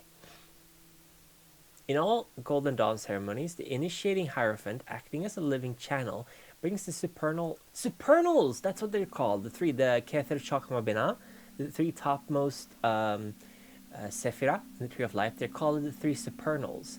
In all Golden Dawn ceremonies, the initiating Hierophant, acting as a living channel, brings the supernal light down into the temple through a complex formula. The student of this course, acting as his or her own initiator, must use a greatly simplified method of bringing the divine light into the temple. A technique for accomplishing this is presented here. This exercise should be practiced for at least 3 months prior to self-initiation into the grade of neophyte. After taking a ritual bath, sit quietly for a few moments of meditation, facing the eastern part of your temple space. When you feel ready, stand and place both of your hands over your heart center, one hand crossing the other. Visualize a great brilliant light which occupies a space that is both above you and beyond you in the east. As you contemplate this light, visualize the figure of a white triangle traced in the brilliance before you. The white of the triangle shimmers and pulses iridescently. When the vision is very strong, bring your right hand straight out in front of you and your left hand just in front of your heart area, palm outwards. With your right hand, trace a large spiral in the air in front of you, beginning at the outer left hand edge of the spiral and go clockwise. Bring the spiral slowly in towards you as you trace it. When your right hand reaches your left hand, join both hands together with the fingers interlocked and turn them so that the knuckles of your hand touch your heart area and the palms face outward. This is the sign of the spiraling light. Please note that this is not a traditional grade sign of the Golden Dawn, but one that we have provided for the purpose of this course. As you perform this, visualize the divine light spiraling in a funnel shape towards you. Say the words, "Let the white brilliance of the divine spirit ascend." As you do so, feel a flood of the divine light course throughout your entire body, from your head to your feet. The light then centers itself at your heart area. Be aware of the connections that exist between your body and the universal light. Equilibrate this light through your body by performing the Kabbalistic cross. Then say the word, "Kabs ampekt, konks pakt," light in extension. Make 3 complete clockwise circuits around the boundaries of your temple space, all the while envisioning that you are carrying the divine light around the temple in a spiral of energy from the area of your heart. After completing the third circumambulation, return to the east and face west. Imagine the white triangle of light firmly established in the center of your temple space. See it vividly. Oh gosh. Oh, this is the end. Okay, we're close to the end. Continue meditating for as long as you like, but when you are finished, make 3 counterclockwise circumambulations of the temple, all the while envisioning the white triangle in the center of the room disintegrating. Imagine the divine light from the triangle flowing back through your heart center and up into the greater triangle of light above you. At the end of the circumambulation, turn again towards the east and with your hands interlocked over your heart, begin the reverse spiral of light, which is simply the total reversal of the sign of the spiraling light. Pause and perform again the Kabbalistic cross for equilibration, and this ends the rite. It is important to record all your meditations and ritual workings in every grade in order to have a tangible yardstick by which to measure your spiritual growth. It is equally important to record your perception of all your experiences within the grade so that you may return to them time and time again for examination. In this course of study, as in many other aspects of life, you are the only one gauging your own progress. In closing, there will always be some individuals who will simply read this book and fail to follow either the necessary workload or the minimal amount of time suggested in each grade. Within a couple of months of having purchased this book, some will claim to have done it all and self-proclaim themselves as adepts of this course. However, it will be far easier for such people to mislead and impress beginners than it will be for them to hoodwink those aspirants who truly undertake this work. It will be especially difficult for these individuals to fool their own higher selves. The Holy Guardian Angel will be able to tell the difference between bravado and true aspirations. You have no one to blame but yourself if you fail to press onwards. But likewise, if you succeed, you have yourself to thank. The rewards are yours to enjoy. Unto thee, soul wise, soul eternal, and soul merciful one, be the praise and glory forever, who hath permitted me, who now standeth humbly before thee, to enter thus far into the sanctuary of thy mystery. Not unto me, Adonai, but unto thy name be the glory.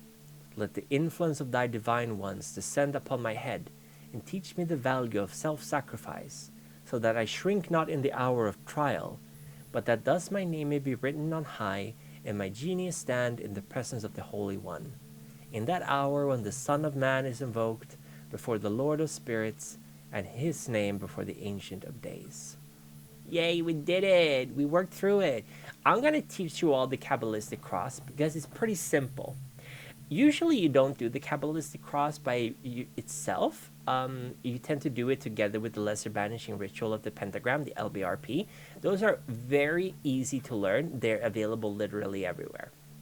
But the rite of the Kabbalistic cross Imagine, okay, so everybody follow me. I'm going to guide you through this ritual, this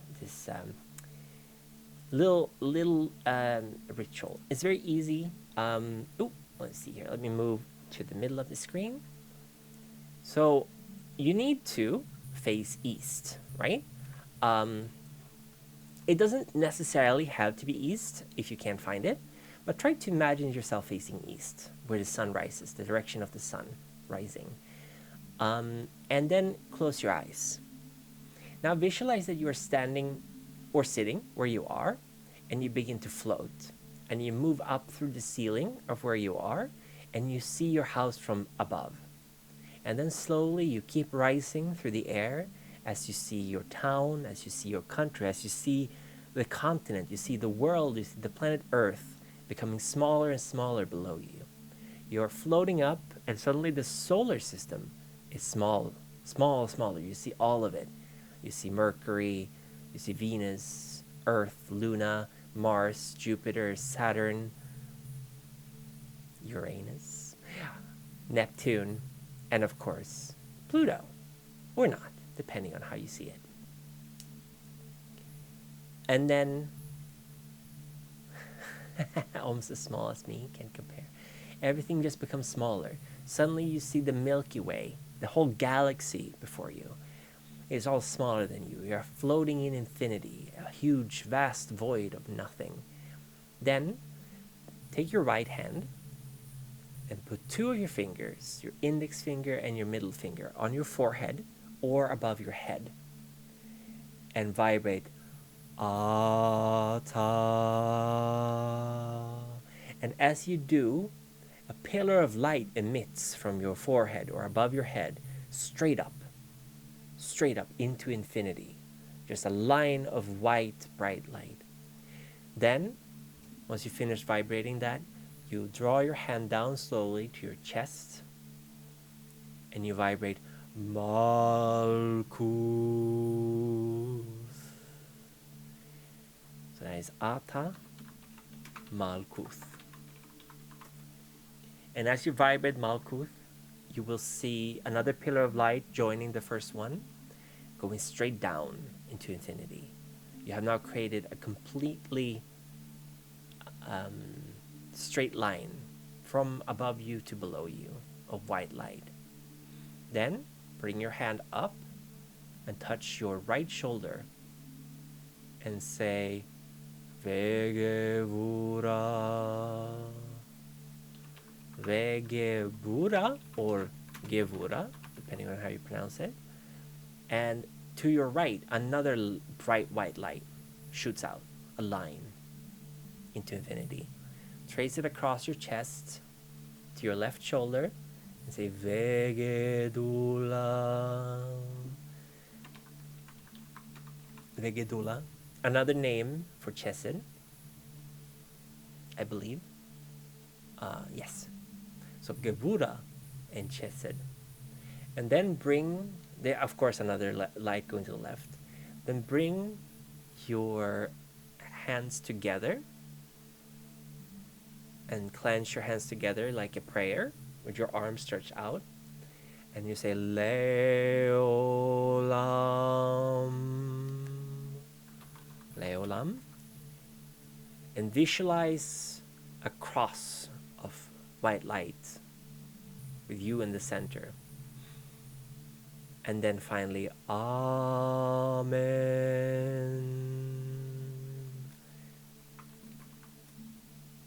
That is the Kabbalistic cross.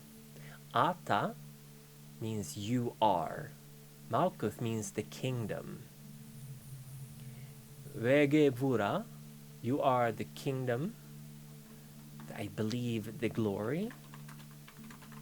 Kingdom. Let me see if I know this right. You are the kingdom prayer. This is the Lord's Prayer. For yours is the kingdom. Vegevura is power, and Vegedula is glory. Leolam means for eternity, and Amen means, Amen means let it be so. Let it be so. So what you are saying is, You are the kingdom, the power, and the glory. In eternity it shall be. And that is an old Jewish prayer, which is now a Christian prayer as well. And it is the foundation of the Kabbalistic cross. Now, if you want to do, actually, I can teach you how to do the lesser banishing ritual too. So, still standing facing east, what you want to do is not bother me with spam about buying viewers. I don't care about that. But instead, you take a step forward, east, and with your right hand in front of you, you draw a pentagram, starting from the lower left leg, slightly diagonally up to the top, and then bring it down, and then across until you form a star, a 5-pointed star, ending where you began. And while you do that vibration, you say Yod He Va He, or Yiv. You can also say Yehovah if you want, but Yod He Va He is the 4 Hebrew characters. This, while doing this, you're creating a blue flaming pentagram or 5-pointed star.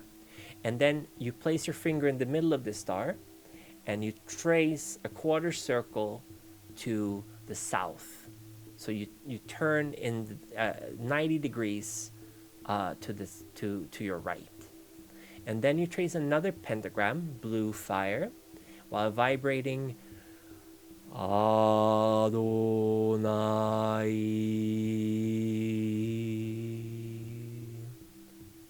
Probably familiar with that. It means Father. These are divine names. They're names of God. Then you once again bring your finger to the middle of this pentagram and you continue turning 90 degrees to your right, facing west. And now you go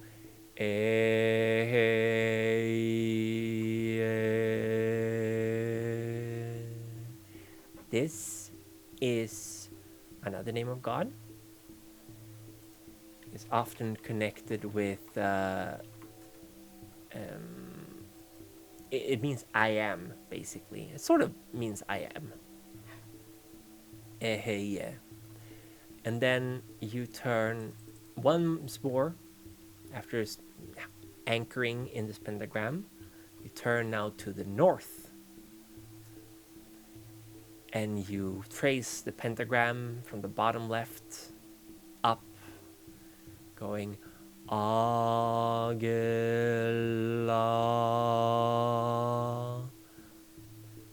And this is an old word which could mean Ata Gibor Leolam Adonai, which means I was saying in Swedish, Thou, O Lord, art mighty forever. It's not entirely clear what Agla means. Agla. So that is the last one, Agla.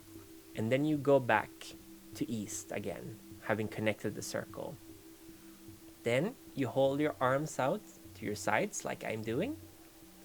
And you say, in front of me, Raphael, or facing me, Raphael, which is the angel of the wind in this case, archangel of wind, because in front of you in east is the element of the wind, of air. Behind me, Gabriel is behind you. He's the archangel of water, it's air and water.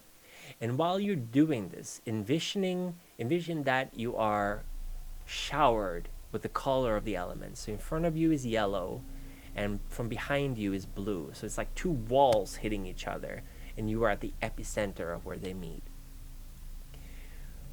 On my right hand, Michael, or at my right hand, Michael.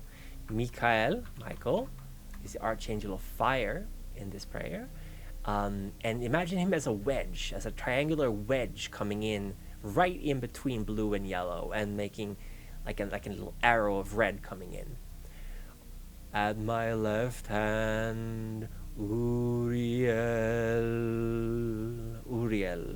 archangel of earth. So on your right is a wedge of black that drives into the blue and yellow and meets the red at the middle. So now you have 4 wedges, 4 triangles making a square, and you are in the middle. You can make it a circle if you want, but a square is fine.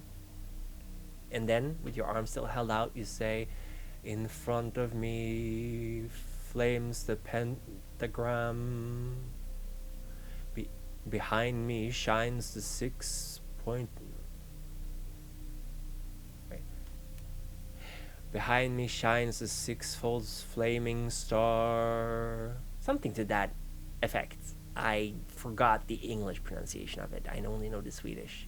So behind you is a 6-pointed star. In front of you flames or burns the 5-pointed star, the pentagram. And then you repeat the Kabbalistic cross. The Ata Malkuth Vegedura Vegedula Leolam. Amen. And then you're done. That's the lesser banishing ritual of the pentagram. You can also do the lesser invoking ritual of the pentagram, the LARP, where you start from spirit and you go backwards. So when you do the lesser banishing ritual of the pentagram, you start at earth, which is at the bottom left. And at the top is spirit, the 5th element. So you go from earth to spirit. But if you want to do the invoking pentagram of the lesser invoking pentagram ritual, which you shouldn't do unless you are planning to invoke something, then you go from spirit to earth and you make the star backwards in the other direction, basically. I can probably illustrate this later, but I wanted to end with some practical stuff that you can practice if you want. Finding the lesser banishing ritual of the pentagram and the Kabbalistic cross online, super easy. These are very, very established, very well-known rituals if you want to do them. And you don't have to do them if you don't want to, but now you know how to do them. My voice is kind of shot. I need to rest it. I need to drink some tea. So we're gonna find someone to raid. We're also getting the weird ass music in the background again.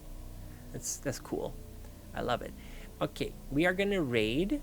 Plenty of people streaming.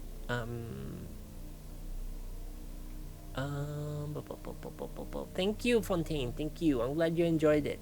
I will post like curriculum, a summary of this. What if people want to follow it, and then in a month we can do the next part of the meditation stuff together. I'll probably do a meditation on stream if people want to do it. Follow along, but it's probably not going to be super interesting. They're mostly for self work. But yeah, I'll post the curriculum on Discord. I'll post a link to Discord. Also, who are we gonna be reading? You guys into Street Fighter? You want to see Street Fighter 6? Or do you... Ow! Ow! Or you... Ow! No, I was watching something else.